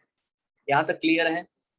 कोई डाउट है, कुछ पूछना चाहते हो, ऐसा कुछ है आपके मन में आ रहा है, सर ये बताओ ना वो बताओ ना, ऐसा कुछ है? सो these are the some examples, और ये हमेशा बेटा एग्जामिनेशन में आते हैं। तो क्या कह रहे हैं हम लोग? Asexual reproduction is a common method in simple organisms like algae and fungi। जो भी छोटे नॉर्मल लेवल के जो है ना लोअर ऑर्गेनिजम्स है, उनके केसेस में आपको एसेक्सुअल रिप्रोडक्शन बहुत ज्यादा तौर पे देखने को मिलता है। During adverse condition they shift to the sexual method. ये बात अच्छे से समझो, ये देखो क्या लिखा है, इसको बड़ा ध्यान से। जब एडवर्स कंडीशन आती है तब वो स्पोर बनाने के लिए सोचते हैं, जाइगोस्पोर वगैरह ऐसे जो है ना, ये चीजें वो बनाने की कोशिश करते हैं जब है ना कंडीशंस उनके लिए है ना अच्छी नहीं होती, तब की बात। क्लियर है क्या? है ना, ये स्टेटमेंट याद रखना, during adverse conditions they shift to sexual methods.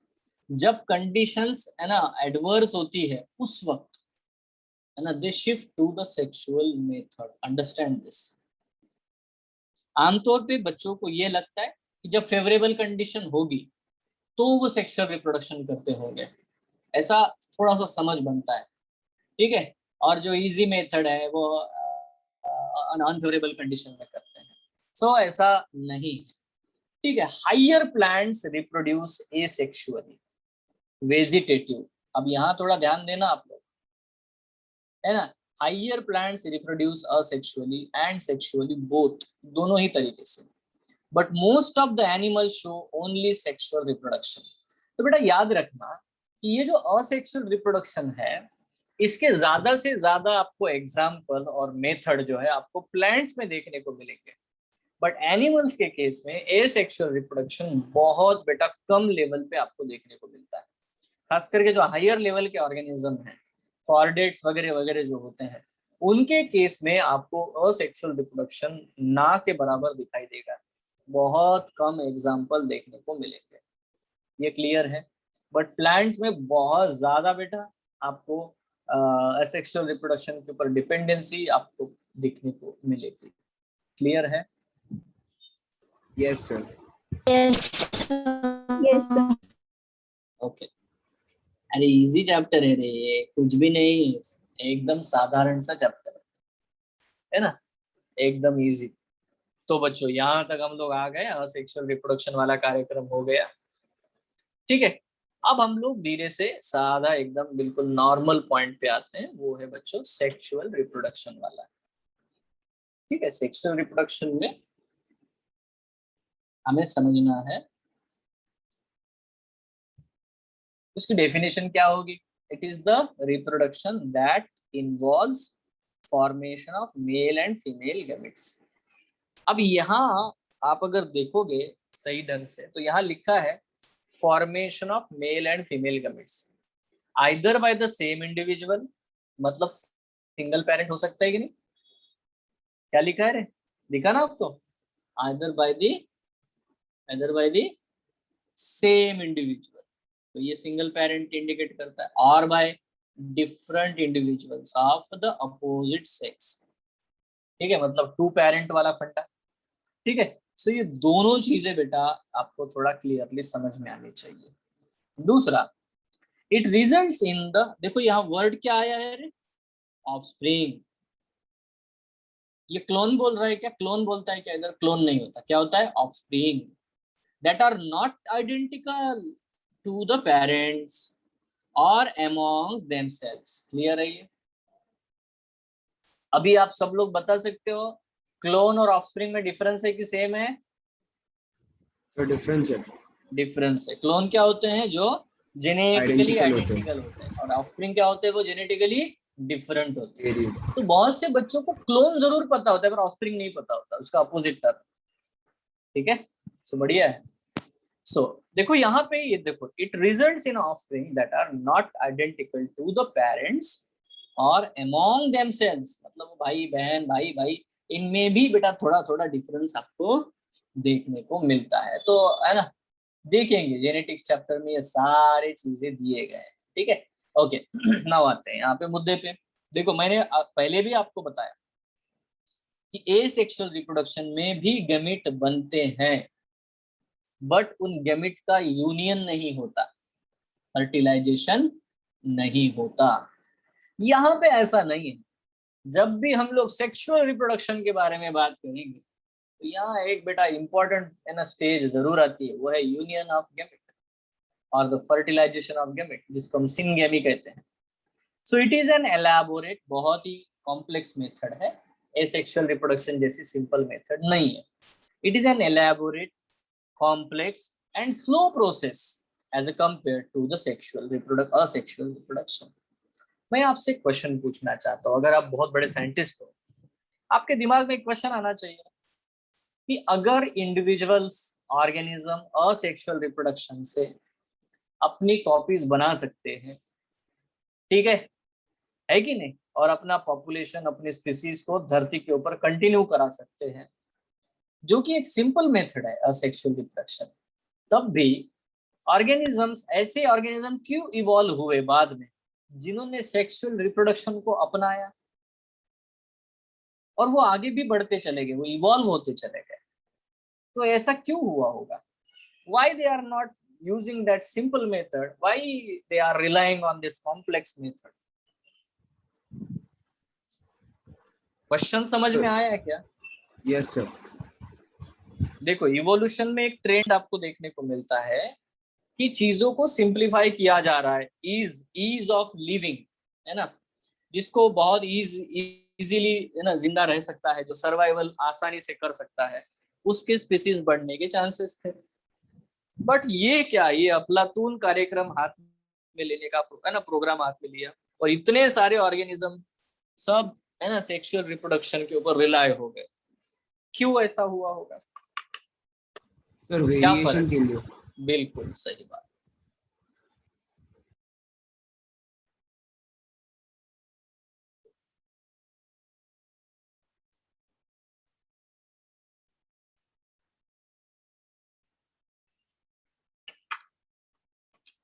बेटा असेक्सुअल रिप्रोडक्शन में एक बहुत बड़ी खामी, जैसे जैसे एनवायरनमेंट चेंज होता है वैसे वैसे ऑर्गेनिज्म को चेंज होना चाहिए, वो भी फास्ट रेट के साथ में। तो असेक्सुअल रिप्रोडक्शन करने वाले ऑर्गेनिज्म भी वेरिएशन तो करते हैं, शो करते हैं, बट उनमें बाय चांस वेरिएशन आता है। अगर म्यूटेशन हुआ, अच्छा वाला म्यूटेशन हुआ और वो म्यूटेशन टिक गया, मतलब जेनेटिक चेंज हो गया अचानक से सडनली, और अगर वो जेनेटिक चेंज टिक गया, अच्छा है, बढ़िया है, तो फिर बेटा वो वेरिएशन रहेगा, चलेगा। बट ये मैकेनिज्म जो है ये एक ऑफ मैकेनिज्म नहीं है जो कि हमेशा गारंटी दे। म्यूटेशन तो बाय चांस होता है, बट यहाँ पे बेटा मियोसिस होगा। यहाँ ध्यान से सुनना, यहाँ मियोसिस होता है। सेक्सुअल रिप्रोडक्शन में गेमिड बनाने के लिए मियोसिस होता है, और हर बार गेमिड बनाना सेक्सुअल रिप्रोडक्शन में जरूरी है। तो अगर ये जरूरी है तो मियोसिस होगा। मियोसिस आपने पढ़ा है सेल साइकिल, सेल डिवीजन में, आपको पता है यार वहां पे पैकेटिंग स्टेज आती है, और पैकेटिंग स्टेज में होमोलॉगस क्रोमोसोम जो है वो क्रॉसिंग ओवर भी करते हैं। तो बेटा मियोसिस करते वक्त रिकॉम्बिनेशन होने के चांसेस होते हैं, नए नए कॉम्बिनेशन बनने के चांसेस होते हैं, इसीलिए वेरिएशन आने के चांसेस बहुत ज्यादा है यार, है कि नहीं। यहाँ थॉट प्रोसेस आपका काम करना चाहिए। तो क्योंकि ये मियोसिस को बहुत अच्छे से यूज कर लेता है सेक्सुअल रिप्रोडक्शन, ठीक है। Haploid to diploid, diploid to haploid, ये जो चेंजेस आते हैं ना, ये चेंजेस बड़ा ही क्रूशियल है ना चेंज लाते हैं, दैट इज द फर्टिलाइजेशन। एक और चीज आप लोग समझो, मेटिंग बहुत बार रैंडम मेटिंग होती है। रैंडम मेटिंग का मतलब समझो, रैंडम मेटिंग का मतलब है कि दो अगर बेटा मेल और फीमेल है, तो पॉपुलेशन में कोई भी मेल किसी भी फीमेल के साथ में है ना बायोलॉजिकल पार्टनर बन सकता है। तो यहाँ पे भी बेटा रैंडम मेटिंग इंक्रीज कर रही है chance of the variation. Second point आपको समझ में आया। एक तो फायदा किसका था, मियोसिस का। पहला पॉइंट समझ में आया मियोसिस वाला, सर जो पहला पॉइंट क्रोमोसोम के रिपीट कर लेवल सकते पे हो? हो रहा है ना। हाँ बोलो, कुछ सर पूछा आपने। सर आप पहला पॉइंट रिपीट कर सकते हो? पहला पॉइंट बड़ा सिंपल है, within the cell chromosome एक दूसरे के साथ बेटा जीन एक्सचेंज करते हैं, ठीक है, इसलिए नए नए कॉम्बिनेशन बनने के चांसेस है। ये जेनेटिक्स में आप लोग और अच्छे से समझोगे, जो कि पैचिटिन स्टेज में होता है, क्रॉसिंग ओवर होता है ना, crossing over of the chromosome पढ़ा होगा ना आपने, पैचिटिन स्टेज। Yes, sir. हाँ, यस तो वो है एक चांस जहां वेरिएशन आ सकता है। दूसरा एक चांस है बेटा, जब मेल और फीमेल ये इंडिविजुअल ही अलग अलग होंगे, तो बेटा वो जेनेटिकली थोड़ी थोड़ी डिफरेंट करते हैं। तो बेटा ऐसा हो सकता है कि अब वो एंटायर पॉपुलेशन में कोई भी मेल और कोई भी फीमेल है ना रैंडमली हो सकता है। तो अगर है ऐसा, तो बेटा फिर से वेरिएशन आने के चांसेस बढ़ते हैं। ये दूसरा लेवल हो गया। तीसरा एक लेवल है, एक ही इंडिविजुअल में, एक ही इंडिविजुअल, अब सपोज एक मेल ले लिया, एक फीमेल है, अब वो फीमेल बहुत सारे अलग अलग एक सेल बना सकती है, ठीक है, और मेल जो है वो मिलियंस ऑफ स्पर्म बना सकता है। तो मिलियंस ऑफ स्पर्म में से कोई एक स्पर्म विजिट करेगा, फर्टिलाइज करेगा, मतलब उसमें भी बेटा चांस है कि जो स्पर्म विजिट करेगा, जो स्पर्म मेटिंग कराएगा कंप्लीट, है ना बेटा, वही अपना वेरिएशन इंट्रोड्यूस करा देगा। मतलब आप देख सकते हो कि कितनी ज्यादा बेटा चांसेस है सेक्सुअल रिप्रोडक्शन में नए वेरिएशन लाने के, as compare to the asexual reproduction में कोई चांस ही नहीं है। क्लियर है Yes, sir. है ना। Yes, sir. तो बेटा 3 लेवल पे आपको समझना, एक मियोसिस गेमिड बनते वक्त, दूसरा पार्टनर सिलेक्ट करते वक्त, और तीसरा बेटा रियल फर्टिलाइजेशन होते वक्त। 3 बार चांसेस है बेटा वेरिएशन आने के, ठीक है। तो यहाँ ट्रिपल फिल्टर लगा हुआ है वेरिएशन का, और एसेक्सुअल में बिल्कुल नहीं है। इसीलिए इवोल्यूशन ने, हालांकि असेक्सुअल रिप्रोडक्शन बड़ा ही सिंपल होता है, फास्ट मेथड है, बट है ना सेक्सुअल रिप्रोडक्शन को प्रेफर किया जाता है। Clear. Yes sir. Yes, sir. बढ़िया है। एनीवे, तो ये हो गया बेटा बढ़िया कार्यक्रम ऑफस्प्रिंग्स। ओके, तो यहाँ पे आते हैं, the period of growth to reach maturity for sexual reproduction is called the juvenile phase। अब ये juvenile phase क्या होता है, देखो, किसी भी ऑर्गेनिज्म को, है ना, तब तक वो रिप्रोड्यूस नहीं कर सकता जब तक वो हेल्दी ना हो, सुटेबल ना हो। ठीक है, इससे क्या होता है, रिप्रोडक्शन की जो क्वालिटी है वो बढ़ जाती है अगेन। ठीक है, सर्वाइवल रेट बढ़ेगा क्योंकि हेल्दी आपको प्लांट्स मिलेंगे, हेल्दी एनिमल मिलेंगे। Now understand, the period of growth to reach in maturity for sexual reproduction is called the juvenile phase. हर एक प्लांट में भी ऐसा होता है, एनिमल में। अभी अभी आप लोगों ने plant growth and development chapter पूरा किया, पढ़ा कि नहीं? उसमें वर्नलाइजेशन पढ़ा, वर्नलाइजेशन पढ़ा है? No, sir sir. हाफ बाकी है। हाफ वर्नलाइजेशन बाकी है। Yes, sir. तो ठीक है, वर्नलाइजेशन क्या चीज है? हम लोग क्या करना चाहते हैं कि जो भी एनुअल बायनियल प्लांट है ना, उसको एनुअल प्लांट में कन्वर्ट करना चाहते हैं, बराबर है? यही काम करते हैं। मतलब क्या होता है, कुछ प्लांट जो है पूरा एक साल लगा देंगे वेजिटेटिव ग्रोथ में, फुल। अभी तो मैं पत्ते बनाऊंगा, अभी तो मैं स्टेम ग्रो करूंगा, अभी तो मैं रूट्स ग्रो करूंगा, अगले साल बनाएंगे फ्लावर, अगले साल हार्वेस्ट लेंगे। ऐसा उनका रहता है। हम लोग वर्नलाइजेशन से उसे क्या है, उसको ऐसा ट्रीट देते हैं कि वो 1 2 3 महीने में वेजिटेटिव ग्रोथ बंद करके रिप्रोडक्टिव ग्रोथ करता है, हार्वेस्ट दे देता है। यही हम कहते हैं। ठीक है, बायनियल प्लांट को हम एनुअल प्लांट में कन्वर्ट कर देते हैं, वर्नलाइजेशन। तो क्या हुआ, है ना, ये हमें समझना है कि हर प्लांट का जावेनियल फेज जो होता है वो फिक्स्ड है। वो उस अपना पूरा वेजिटेटिव ग्रोथ करेगा, उसके बाद में रिप्रोडक्शन करता है। क्लियर है क्या ये? समझ रहे हो आप? Yes, sir. हाँ, तो ये इसको बोलते हैं जेवेनियल फेज। अब ये जेवेनियल फेज हर प्लांट में भी होगा, एनिमल भी होगा, जो जो सेक्सुअल रिप्रोडक्शन करना चाहते हैं।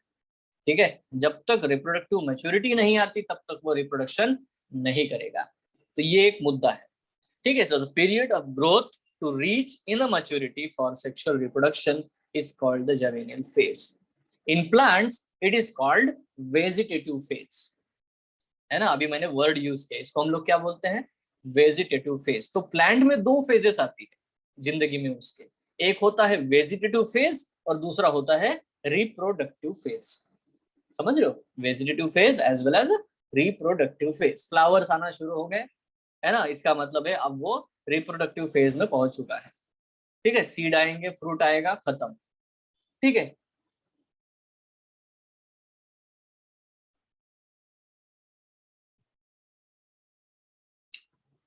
नाउ यहाँ पे मजेदार बात क्या है, in higher plants the flowering indicate the end of the vegetative phase. तो जैसे ही फ्लावर आया, जैसे ही फ्रूट का आपको, है ना, फ्लावर का दिख देता है यहाँ पे फ्लावर आ रहा है, तो बेटा हमें समझ में आता है कि हाँ, इसका वेजिटेटिव फेज पूरा हो चुका है end beginning of the reproductive phase, reproductive phase जो है वो उसका शुरू होने वाला है। That is simple. ठीक है, हम लोग ह्यूमन बींग्स में ऑनसेट ऑफ द प्यूबरिटी ऐसा बोलते हैं, that is what the word we use, है ना। So in higher plant the flowering indicates the end of the vegetative phase. ठीक है, अभी यहाँ देखो, हर एक प्लांट अपने अपने हिसाब से, है ना, ग्रो करता है। कुछ प्लांट जिंदगी में एक ही बार फ्लावर फ्रूट प्रोड्यूस करते हैं, कुछ प्लांट बेटा हर साल सीजन आया तो फ्लावर फ्रूट आता है, ऐसा है। कुछ प्लांट बेटा एक ही बार में 4 महीने में पैदा होते हैं, है ना, फ्लावर फ्रूट लाते हैं, मर जाते हैं, अगले साल पैदा होंगे फिर से। ठीक है, सो annual and biennial plants show clear cut vegetative, reproductive and senescent phase, है ना। मतलब देखो, राइस के हिसाब से सोचो, राइस प्लांट, राइस प्लांट अभी जून का महीना है, लोग सोइंग करेंगे। ठीक है, जून में, जुलाई में, ठीक है, अगस्त में उसका बढ़िया वेजिटेटिव ग्रोथ होगा। ठीक है, अगस्त, फिर सितंबर में उसको बेटा प्रॉपरली, है ना, फ्लावर्स आना शुरू हो जाएंगे, ग्रेन्स प्रॉपर डेवलप होगा, अक्टूबर नवंबर तक पूरा हार्वेस्ट निकल जाएगा। और जैसे हार्वेस्ट निकल जाएगा वो सूख जाएंगे बाबा, वो सूख जाएंगे, सेनेसेंट, एजिंग हो जाएगा, मर जाएंगे। सो एनुअल और बायनियल प्लांट में आपको ये जो डिवीजन है ना, वेजिटेटिव फेज, रिप्रोडक्टिव फेज और सेनेसेंट फेज, ये बहुत क्लियरली नजर आता है। इतना क्लियर है? यहाँ तक क्लियर है बच्चों, है ना? Yes, एनुअल, अभी sir. अभी बेटा जो प्लांट पेरेनियल है, जैसे मैंगो ट्री है, अब मैंगो ट्री में आप कैसे बताओगे कि अभी इसका एनुअल है फेज या क्या फेज है, ठीक है, वेजिटेटिव फेज है या क्या है, आप कैसे बताओगे? आओ, तो देखो मैंगो ट्री सपोज बेटा 10 साल जिएगा मान लेते हैं, ठीक है, अगर 10 साल जिएगा 10 years, तो पहला जो साल है फर्स्ट जब वो ग्रो होगा तो हम लोग बोलेंगे कि हाँ जवेनियल है, जवेनियल है, बट समर सीजन जैसे आ जाएगा वो मैच्योर हो जाएगा पहला, है ना, तो उस समय उसको फ्लावर आ जाएंगे, फ्रूट्स आ जाएंगे, तो बोलोगे कि हाँ इसका रिप्रोडक्टिव फेज आ गया। अब मजेदार बात क्या होती है कि वंस उसका फ्रूट आ गया, फ्लावर्स आ गए, वो सीजन चला गया, अब वो प्लांट जो है नेक्स्ट है ना सीजन के लिए वेट करता रहेगा। बीच में गैप फेज आई कि नहीं? आप इसमें 3 हिस्सों में बांट नहीं सकते इसको, समझ में आ रहा है? In perennial plants these phases are very difficult to identify. हम लोग बाइफरकेट नहीं कर पाएंगे एकदम क्लियर डिस्टिंक्शन कि हाँ ये जवेनियल फेज है, ये रिप्रोडक्टिव फेज है, ऐसा बिल्कुल नहीं है। एक बार जब उसने पहली बार फ्लावर और फ्रूट प्रोड्यूस कर दिए तो जब तक बेटा वो जिंदा रहेगा तब तक उस पर्टिकुलर सीजन में उसको फ्लावर और फ्रूट आते रहेंगे। Are you sure? पेरेनियल का मतलब तो समझते हो ना आप लोग, Yes, sir. है ना? So this is what the thing very clearly you have to understand, ठीक है? तो मैं आपको असाइनमेंट देता हूँ, आप मुझे ढूंढ के बताना। नॉर्मल वर्ड है, क्या कहेंगे अगर देखो एक आम का पेड़ है, उसने इस साल फल फूल लगाए, फ्लावर आया, फ्रूट आया, गिर गया, खत्म हो गया, खा लिया लोगों ने, ठीक है। अब नेक्स्ट ईयर उसी सीजन में उसको फ्लावर फ्रूट आएंगे, तो जो बीच में जो गैप आएगी उसको हम क्या कहते हैं? क्या हम वेजिटेटिव फेज कहते हैं, क्या उसे रिप्रोडक्टिव स्टेज कहते हैं, या सेनेटसन फेज कहते हैं, या कुछ और कहेंगे? समझ में आया क्या क्वेश्चन, समझे क्या? Yes, sir. क्योंकि देखो एनुअल बायनियल में क्लियर होता है, हाँ अभी हो रहा है, ग्रो हो रहा है, ग्रो हो रहा है, 4 महीने से ग्रो हो रहा है, हाँ वेजिटेटिव फेज, हाँ फ्लावर फ्रूट आ गए, रिप्रोडक्टिव फेज है, हाँ अभी ये मर रहा है, हो गया इसका, तो सेनेसेंट फेज है, खत्म। ये क्लियर कट होता है, पर यहाँ पे बीच में बेटा थोड़ी गड़बड़ है, तो इसको समझना है। चलो, some plant exhibit unusual flowering. अब कुछ प्लांट तो अलग ही है, जैसे फॉर एग्जाम्पल यहाँ पे बाम्बू, इसके बारे में आपने जरूर सुना होगा। क्या सुना है बेटा? Bamboo species flower only once in their lifetime, ठीक है, आफ्टर 50 to 100 years। बाप रे, ये तो गजब हो गया है। And produce large number of fruits and die, मतलब उसका जवेनियल फेज बेटा कितने साल तक चलता है? पूरा 50 साल तक चलेगा। जब आएगा फिर 50 साल, 50 years, 60 years, 60 years होने के बाद में बाम्बू को फ्लावर फ्रूट आएगा, ठीक है। और जिस दिन उसको फ्लावर फ्रूटिंग आ गया, क्योंकि ये ग्रासेस है, ग्रासेस का ऐसा ही होता है, once they show their reproduction they will die।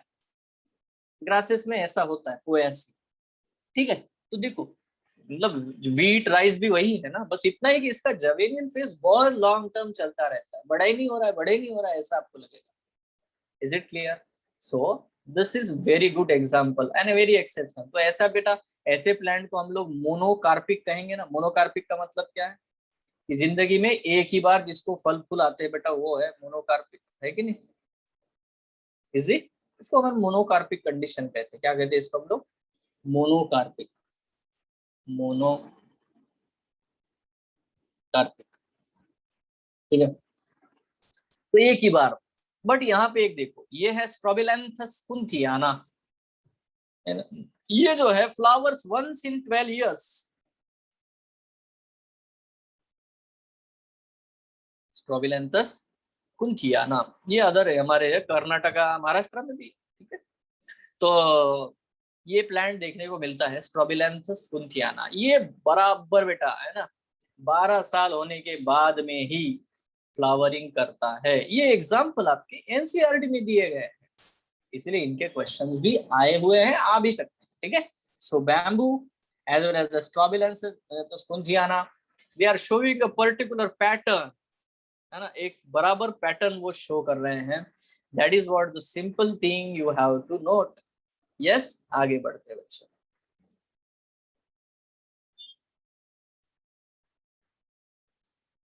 In animals, अब अगर हम ये प्लांट्स के बारे में बहुत बोल दिया आपने, एनिमल्स में क्या होता होगा? इन एनिमल्स देखो juvenile phase is followed by the morphological and physiological changes prior to the active reproductive behavior.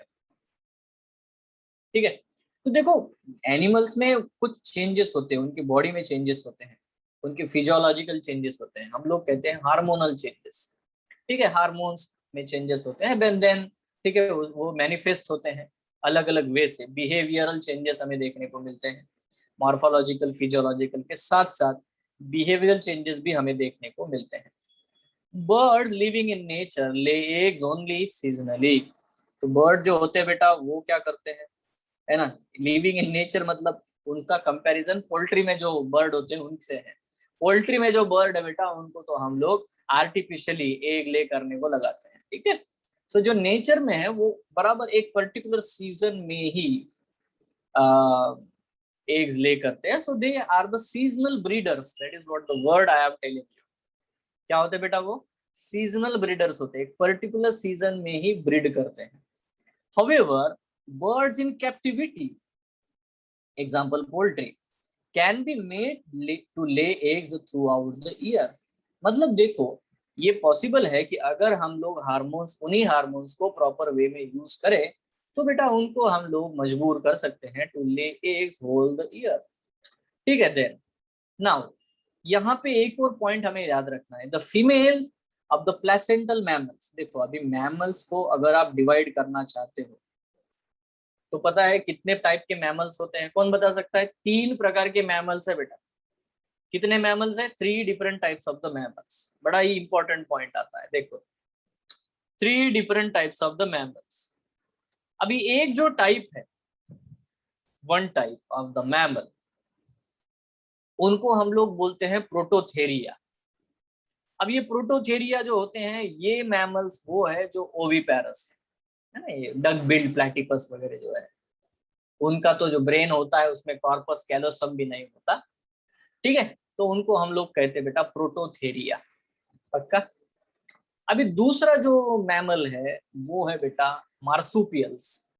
अभी मार्सुपियल्स के पास प्लेसेंटा नहीं होता, वो क्या करते हैं अपने बच्चों को जैसे ही वो पैदा हो जाता है तो पाउच में भर लेते हैं, जैसे कि कांगारू है ना, तो हम लोग उनको बोलते हैं मेटाथेरिया। मेटाथेरिया। ठीक है, ये जो है देखो मैमल का मतलब है जिनके पास मेमोरी ग्लैंड है वो। पक्का? अब बेटा आता है तीसरा टाइप। तीसरा टाइप है वो है जिनको हम लोग बोलते हैं यूथेरिया। यूथेरिया मतलब प्लेसेंटल मैमल, जिनके पास प्लेसेंटा मौजूद होता है। ह्यूमंस उसी में आते हैं। ठीक है, तो देखो यहाँ पे the females of the placental mammals exhibit cyclical changes. इनके बॉडी में साइक्लिकल चेंजेस आते हैं इन द ओवरीज। ठीक है, and the accessory ducts and the hormones during reproductive phase. तो बेटा मेंस्ट्रुअल साइकिल वगैरह जो चीज है या एस्ट्रस साइकिल, इनके बारे में हम लोग पढ़ेंगे इन डिटेल। ठीक है, proper step by step manner में, कब कौन सा हार्मोन रिलीज होता है, कौन से दिन में क्या होगा, ये सब कुछ। तो उससे हमें ये अंडरस्टैंडिंग आती है कि ये एक प्रॉपर साइकिलिकल चेंजेस होते हैं, हर मंथ में वैसा ही वैसा रिपीट होना है ना, यहाँ पे आपको देखने को मिलेगा, खास करके प्लेसेंटल मैमल्स में। ठीक है, so it is called as, है ना, अभी देखो एस्ट्रस साइकिल, ये वाला वर्ड यहाँ पे आया है बच्चों, है ना। वर्ड क्या है? Estrus cycle. यहाँ पे वर्ड आता है बेटा estrus cycle. So this is the word estrus cycle in a non primates. अभी नॉन प्राइमेट्स कौन होते हैं? काउज, शीप, रैट, डियर, ये सब प्राइमेट नहीं है, इनको हम लोग प्राइमेट नहीं बोलते। प्राइमेट कौन है? जो कि ये मंकीज, एप्स, ह्यूमंस, इनको हम लोग प्राइमेट्स कहते हैं। प्राइमेटा, उसके पहले कार्निवोरा, रोडेंशिया, ये रोडेंशिया में आते हैं। तो बहुत सारे डिफरेंट टाइप के यूथेरिया होते हैं। प्लेसेंटल मैमल के भी अलग अलग टाइप है। कार्निवोरा में आएंगे बेटा टाइगर, डॉग, ये सब कार्निवोरा में आएंगे। ठीक है, नाउ अंडरस्टैंड दिस कि इनमें जो साइकिल आती है उसको हम लोग एस्ट्रस साइकिल कहते हैं। But in the placental mammals, but primates में बेटा menstrual साइकिल देखने को मिलती है। ठीक है, जैसे कि मंकीज, एव्स और ह्यूमंस हैं, इनमें हम लोगों को menstrual साइकिल देखने को मिलती है। बट नोटिस करने वाला पॉइंट क्या है? ठीक है, नोटिस करने वाला पॉइंट ये है कि देखो बहुत सारे मैमल्स भी सीजनल ब्रीडर्स होते हैं, लॉट ऑफ मैमल्स, बहुत सारे जो मैमल्स है वो भी बेटा सीजनल ब्रीडर्स होते हैं। So based on the breeding season mammals are of two types, दो प्रकार के मैमल्स होते हैं बच्चों, है ना। वो क्या है, एक होता है seasonal breeders, the mammals living in natural condition exhibiting reproductive cycle only during the favourable season. तो बेटा उनमें जो भी स्ट्रेस साइकिल अभी होगा, जैसे काउज वगैरह में भी अगर हम लोग देखेंगे, ठीक है, तो बेटा वो डॉग्स है, कैट है, एक पर्टिकुलर सीजन आता है, खास करके रेनी सीजन के अराउंड, क्योंकि रेनी सीजन बारिश होने के बाद में अच्छा खासा बेटा ग्रीनरी आ जाती है, तो खाने पीने की कोई टेंशन नहीं रहती। तो ऐसे ही कंडीशन में इनमें जो है वो हार्मोनल चेंजेस आते हैं एंड देन दे ब्रीड, ठीक है, in that particular season, that is so that they are considered as the seasonal breeders. ठीक है, अभी देखो कंटिन्यूस ब्रीडर्स में भी बहुत सारे एनिमल्स आते हैं, they are reproductively active throughout their reproductive phase. मतलब देखो जहां से हम लोग कहते हैं, जैसे कि हम लोग कहते हैं for a human being if I want to tell, है ना, मिनार से लेकर मिनोपॉज तक, मतलब जब से मेनार्च शुरू होगा, मेंस्ट्रुअल साइकिल शुरू होगा, जब तक बेटा वो चल रहा है तब तक बेटा रिप्रोडक्टिव फेज चलता है किसी भी ह्यूमन फीमेल के लिए या प्राइमेट्स के लिए हम लोग बोल सकते हैं। ठीक है, तो ऐसा कोई एक पर्टिकुलर सीजन नहीं होता, जैसे ये है ना, ये जो है पिग्स है ना, वेना पिग या तो रैट है, इनके केसेस में दे, है ना, they can breed in their entire reproductive phase. ठीक है, वो सीजनल ब्रीडर्स नहीं होते। तो इसका मतलब animals can be of two types, one is the seasonal breeders, one is of the continuous breeders.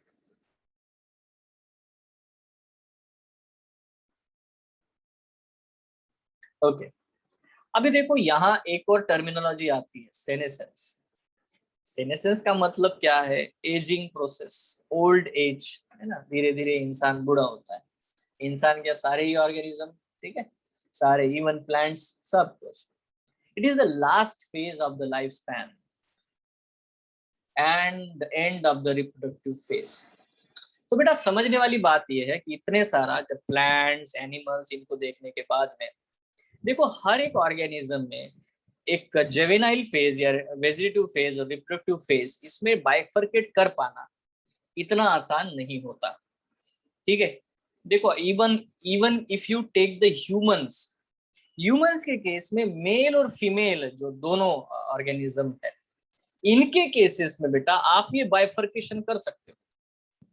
ठीक है, जैसे देखो फीमेल्स में एक पर्टिकुलर कंडीशन, जब तक मिनार्च नहीं आता तब तक वो जवेनाइल फेज में है। एज मिनार स्टार्ट्स, मतलब बेटा it's the onset of the puberty. ठीक है, तो जब तक बेटा मेनोपॉज नहीं आता तब तक बेटा वो रिप्रोडक्टिव फेज में है। And as the menopause happens, है ना, आफ्टर 45 एज और 50 एज, ठीक है, उसके बाद में वो सेनेसेंट स्टेज में चले जाते हैं। तो बेटा फीमेल्स के केस में ये बिल्कुल बाइफरकेट किया जा सकता है कि हाँ, this is a juvenile phase, this is the reproductive phase and this is a senescent phase. But in case of the male ऐसा नहीं, हम लोग प्रॉपर डिस्क्रिमिनेट कर सकते हैं। ठीक है, थोड़ा सा जवेनाइल फेज और रिप्रोडक्टिव फेज में हम लोग कर सकते हैं, बट ठीक है, मेल्स में ये जो है ना, इसको प्रॉपरली डिस्क्रिमिनेट कर पाना एज अ फीमेल बड़ा ही मुश्किल है। तो हम लोग प्रॉपर ह्यूमंस के लिए जब भी बोलेंगे तो वी कंसिडर, है ना, एज ए फीमेल्स। ठीक है, फीमेल्स को हम लोग वैल्यू देते हैं। That is what the point we have to understand, mother. So during this, है ना, देखो यहाँ पे सेनेसेंट फेज आया, ड्यूरिंग दिस कॉन्कोमिटेंट चेंजेस, ठीक है, कॉन्कोमिटेंट मतलब एक साथ बहुत सारे चेंजेस आते हैं, ऑकर इन द बॉडी, अलग अलग चेंजेस आते हैं, example slowing of the metabolism etcetera. ठीक है, and it ultimately leads to the death. Immunity कम हो जाती है, स्ट्रगल करने की क्षमता कम हो जाती है। ठीक है, और बेटा होता है कि जो भी सेल्स है ना, सेल्स में है ना पूरे ऑक्सीडेंट जमा हो जाते हैं, है ना, फ्री रेडिकल्स बहुत ज्यादा जमा हो जाते हैं, एंड सो दैट उसके वजह से जो मेटाबॉलिज्म है वो बहुत बहुत स्लो हो जाता है। आप कोई भी मोबाइल ले लो, कंप्यूटर ले लो, है ना, कोई भी लिविंग ऑर्गेनिज्म की बॉडी कंसिडर कर लो, सब में बेटा ये एक्यूमुलेशन का पावर है, ओवर यूज जहां पे भी होगा वहां पे बेटा प्रॉब्लम है। ठीक है, तो सेल हो या कोई भी केमिकल से बना हुआ कंपोनेंट है, उसकी लॉन्गेविटी जो है वो डिसाइडेड है, जब जैसे वो बनता है तो उसके स्ट्रक्चर से ये समझ में आता है कि वो कितने दिनों तक चलेगा। ठीक, देखो in plants and animals hormones cause transition between juvenile, reproductive and senescence phase. ठीक है, अभी देखो juvenile, reproductive and senescence phase, ये सब चीजें जो है डेफिनेटली बेटा हार्मोन्स मतलब केमिकल मैसेंजर्स बहुत बड़ा रोल प्ले करते हैं इन तीनों में, जुवेनिल, रिप्रोडक्टिव और सेनेसेंस फेज जब भी आएगा। तो interaction between hormones and the environmental factors regulate the reproductive process and the associated behavioural expression of organism. ये बात हमेशा याद रखना, खास करके सीजनल ब्रीडर्स में।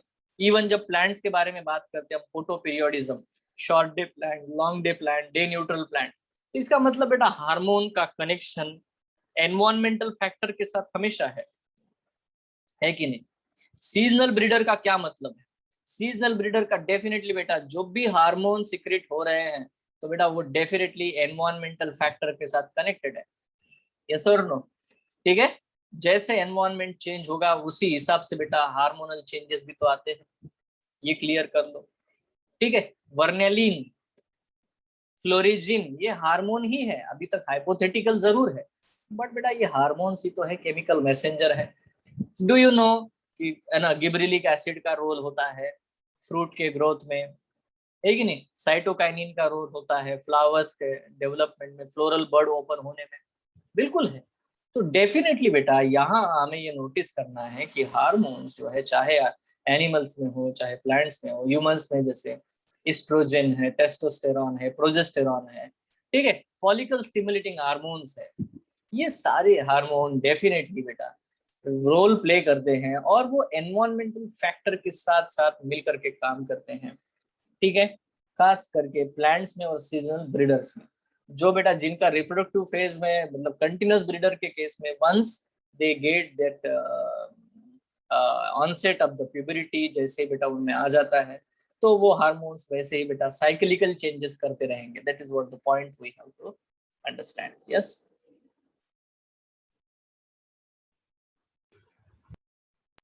तो अभी पॉइंट, अभी तक हम लोगों ने जो भी पॉइंट पढ़ा बड़ा ही सिंपल था। अब आता है कि यार क्या क्या इवेंट होते हैं सेक्सुअल रिप्रोडक्शन में, और ये जो चैप्टर का जो ये पॉइंट है ना, इसको बेटा हम लोग जो नेक्स्ट दो चैप्टर है, sexual reproduction in flowering plant और दूसरा बेटा ह्यूमन रिप्रोडक्शन, इन दोनों में ये वाला जो पोर्शन है डेफिनेटली बेटा बड़ा ही रोल प्ले करेगा। ये चैप्टर बड़ा ही छोटा है, बहुत ही छोटा सा एकदम चैप्टर है, तो ज्यादा उसमें इंफॉर्मेशन नहीं। तो देखो इवेंट्स क्या है, स्टेजेस क्या है सेक्सुअल रिप्रोडक्शन के। तो सेंट्रल जो पार्ट है वो है फर्टिलाइजेशन, आपको दिखाई दे रहा है सेंट्रल पार्ट जो है तो वो तो है ना फर्टिलाइजेशन है।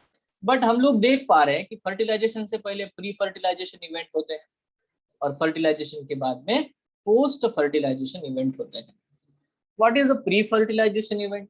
देखो सबसे पहले तो गैमेटोजेनेसिस होगा,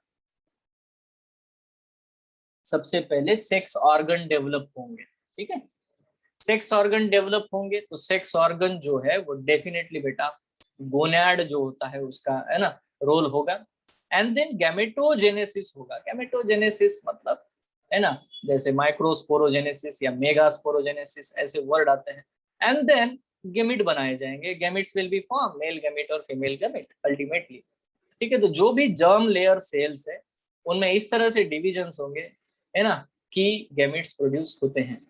but after production of this gamete सबसे बड़ा क्वेश्चन आता है इन गैमेट को ट्रांसफर करना जरूरी है।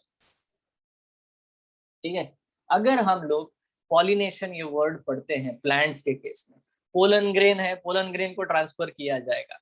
Pollen grain must be transferred from the flower, female flower to the male flower, from the anther to the stigma of the plant. ठीक है, so that is what the pollination, इसमें भी gamete transfer ही तो है। ठीक है, even बेटा अगर एक्सटर्नल फर्टिलाइजेशन होता है फ्रॉग के केस में, या बहुत सारे फिशेस बेटा एक्सटर्नल फर्टिलाइजेशन करते हैं, तो वो क्या करते हैं, पानी में रिलीज कर देते हैं। एग सेल भी, लॉट ऑफ बेटा egg cells are released in the water. Male क्या करता है, मेल भी बेटा बहुत सारे स्पर्म पानी में रिलीज कर देता है, एंड देन ठीक है वाटर में ही बेटा जहां पे भी मेल और फीमेल गैमेट होंगे, यूनाइट होंगे, वहां फर्टिलाइजेशन होगा। तो that is also a gamete transfer.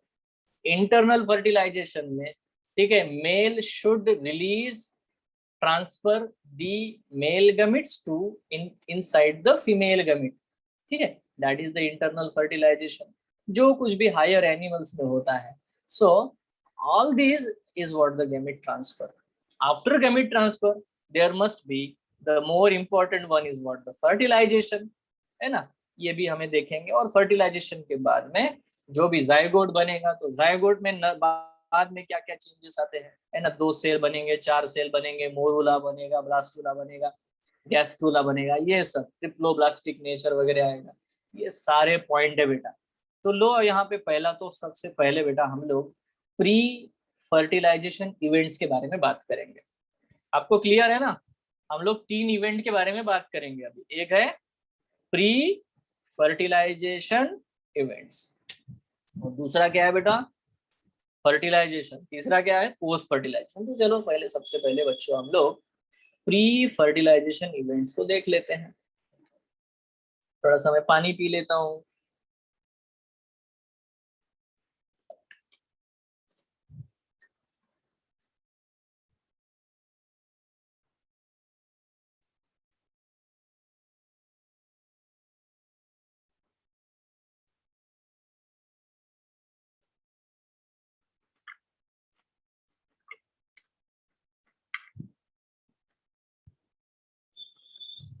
Okay, तो आप लोगों ने 11th स्टैंडर्ड में एक चीज तो जरूर पढ़ी होगी, गैमेट जो बनते हैं, एल्गी में पढ़ा होगा। एल्गी में देखो गैमेट जितने भी बनते हैं वो सारे एक जैसे ही हो सकते हैं, या तो वो अलग अलग हो सकते हैं, नहीं हो सकते, है ना। तो हम लोग यहाँ पे वर्ड्स यूज करेंगे, क्या क्या वर्ड्स यूज करते देखो। प्री फर्टिलाइजेशन इवेंट्स में the event prior to the fusion of gametes है, फर्टिलाइजेशन के पहले का, है ना, और क्या। They include gametogenesis and gamete transfer. अब ये 2 चीजें वो इंक्लूड कर रहा है, क्या क्या इंक्लूड कर रहा है बेटा, एक तो गैमेटोजेनेसिस और दूसरा क्या इंक्लूड कर रहा है, गैमेट ट्रांसफर, है ना। ओके, जैसे अभी देखो ये गैमेटोजेनेसिस में क्या होगा, it is the formation of the male and female gamete. कितना आसान है ना। गैमेट बनने की प्रोसेस को मैं गैमेटोजेनेसिस कहता हूँ, यस और नो, है ना।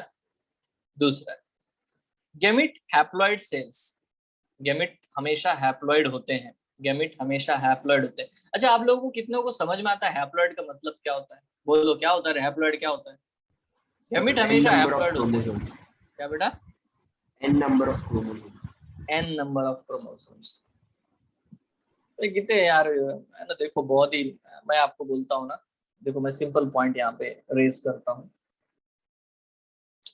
बेसिक, सबसे पहले बेसिक, जो भी मेरे स्टूडेंट है उनको बेसिक बराबर से पता होना चाहिए। देखो अगर मैं यहाँ पे ये वर्ड यूज करता हूँ, देखो प्यारे बच्चों क्या है, मेरे पास है ना एक डिप्लॉयड सेल है 2n, है कि नहीं।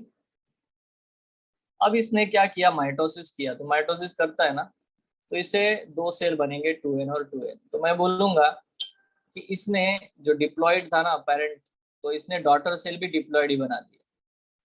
तो हम लोग बोलेंगे कि ये इक्वल डिवीजन है। इक्वल डिवीजन का मतलब क्या है बच्चों, इसको बोलते हैं माइटोसिस, करेक्ट है ना। Yes, ये है ना, sir. ये माइटोसिस है, इक्वल डिवीजन होगा, जितना पेरेंट में उतना है ना डॉटर सेल में आया। मान लेते बेटा मेरे पास एक ट्रिप्लॉइड सेल है 3n। अब इसने क्या किया, माइटोसिस किया, तो मुझे क्या मिलेंगे बेटा 3n एंड 3n, ये भी माइटोसिस है। मेरे पास है ना ये 4n है, इसने माइटोसिस किया, तो क्या होगा बेटा। तो बेटा जितनी बार मैं लिखने जाऊंगा ना, अभी मैं कुछ कितना भी प्लॉइड ही लिख लूं, मतलब सपोज मैं पेंटाप्लॉइड लिखता हूँ, तो इससे जो डॉटर सेल बनेंगे 5n 5n, इवन अगर कोई सेल एन है ना, अगर वो माइटोसिस करेगा तो सारे सेल एन ही बनाएगा, मतलब जो पेरेंट में होता है वही डॉटर सेल में आएगा। क्लियर है क्या? ये क्लियर है? Yes, sir. जो पेरेंट की प्लॉइडी है वो डॉटर की प्लॉइडी होगी। That is the simple thing. अब बात करते हैं मियोसिस की। देखो मियोसिस क्या है ना, ये देखो ये 2n है, इसने जैसे ही मियोसिस किया बच्चों, इससे 4 डॉटर सेल बनेंगे, हर एक में बेटा एन एन एन एन आया, तो मैं बोलता हूँ इसको डिप्लॉइड। बढ़िया है, तो इसको क्या बोला मैंने? हैप्लॉइड। ओके, ना अगर मैं सपोज बेटा यहाँ पे बोलता हूँ कि मेरे पास एक 4n है सेल, टेट्राप्लॉइड है, इससे मियोसिस बनेगा, ठीक है, बट इससे 2n बनेगा। मेरा क्वेश्चन आपसे ये है सारे बच्चों से, एक प्लांट है, उसने मेल गैमेट बनाए, बट वो प्लांट पहले से डिप्लॉयड है, तो उसके मेल गैमेट क्या है बेटा? Gamete are Haploid. हैप्लॉइड। बहुत बढ़िया। चलो दूसरे प्लांट के बारे में बात करते हैं प्यारे बच्चों। एक प्लांट है जो कि टेट्राप्लॉइड है पहले से, ठीक है। अब जब उसने बेटा जब मियोसिस किया तो उसने जो गैमेट बनाए वो 2n है, तो क्या बेटा गैमेट्स आर Diploid. क्या बात कर रहे हो? कितने लोगों को समझ में आया मैंने क्या कहा? सर वो लास्ट वाला पार्ट रिपीट कर सकते हो? कौन सा पार्ट? सर वो लास्ट आपने क्या? सर जब आपने पूछा ना सर वो क्वेश्चन बड़ा ही सिंपल है। मैंने कहा कि एक डिप्लॉयड प्लांट है, उसने गैमेट बनाया, तो मियोसिस करेगा वो, बराबर है ना? तो उसके Yes. गैमेट हमेशा हैप्लॉइड होंगे, यही वर्ड है ना, gametes are Yes. Always haploid, बराबर। एनसीईआरटी यही लिख रही कि नहीं? समझ गए? अब मैंने आपको Yes. कहा कि एक प्लांट है जो कि पहले से टेट्राप्लॉइड है, पहले से ही टेट्राप्लॉइड है, तो बेटा उसके तो डिप्लॉइड बनेगा, तो वो स्टेटमेंट गलत है क्या? Gametes are always haploid. ठीक है, मैं आपको समझाता हूँ, बड़ा ध्यान से सुनना। हैप्लॉइड का मतलब ही नहीं जानते आप लोग। देखो हैप्लॉइड का मतलब क्या है, मैं आपको बताता हूँ कि एक वर्ड आता है जिसको हम लोग कहते हैं बेटा basic chromosome number. Basic chromosome number is represented by the x. For example humans के लिए बेसिक क्रोमोसोम नंबर है बच्चा 23, मतलब इतने क्रोमोसोम मिनिमम उसमें प्रेजेंट होने चाहिए, वेरिएबल, ठीक है। अगर पी प्लांट के बारे में बात करता हूं तो बेटा उसमें 7 होता है, तो x is equal to 23 for the humans, ठीक है। नाउ प्लॉइडी क्या होता है? प्लॉइडी है that is the number of sets of x, ठीक है। मतलब क्या है, देखो कितनी बार x रिपीट हुआ है basic chromosome number, n time, 2n 2 बार, 3n 3 बार, 4n 4 बार, 5n, ये हो गया, तो ये होगी प्लॉइडी। सबको समझ में आता है? ये समझ में आया पहले basic chromosome number? Yes, sir. ठीक है, हर एक ऑर्गेनिज्म का, हर एक स्पीसीज का बेसिक क्रोमोसोम नंबर फिक्स्ड है, ठीक है। अब मैंने कहा कि ह्यूमंस में 23 क्रोमोसोम्स होते हैं, एक्स इज 23। अब मैंने एक स्पर्म उठाया, मैंने देखा कि इस स्पर्म में ये 23 कितनी बार है, तो एक ही बार है, तो बोलोगे कि sperm is an. Sperm is an, why? Because it has x only one time. Yes और नो? Yes, sir. बट मैंने उसके स्किन का सेल लिया, उसी इंसान के स्किन का सेल लिया, तो स्किन के सेल में बेटा है ना 23 और 23, मतलब x प्लस एक्स मौजूद है, मतलब बेसिक क्रोमोसोम नंबर 2 बार मौजूद है, तो मैं बोलता हूँ ये 2n है। Are you sure? मतलब जब भी 2n होगा तो x प्लस एक्स होगा, जब भी 3n होगा x plus x plus x होगा, 3 बार सेट होगा। Same set is repeated 3 times, same set is repeated 4 times, ठीक है। तो x plus x plus x plus x, या 5 times x plus x plus, क्या कर रहे हैं यार लोग, हैं? तो बेटा इसको मैं डिप्लॉयड बोलता हूँ, पता है ना? इसे क्या बोलता हूँ मैं? Triploid. बोलते जाओ, इसे क्या बोलूंगा मैं? quadruploid. Tetraploid. हाँ टेट्राप्लॉइड, ठीक है, सही है, और टेट्राप्लॉइड बोलते हैं। हाँ, इसको क्या बोलते हैं?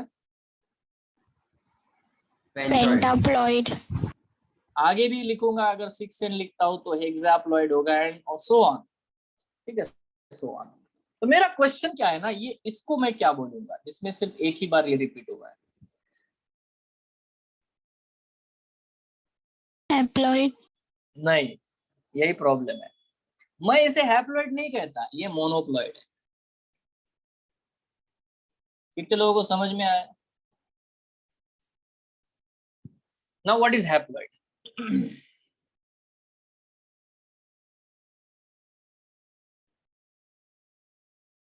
half the ploidy of parent cell.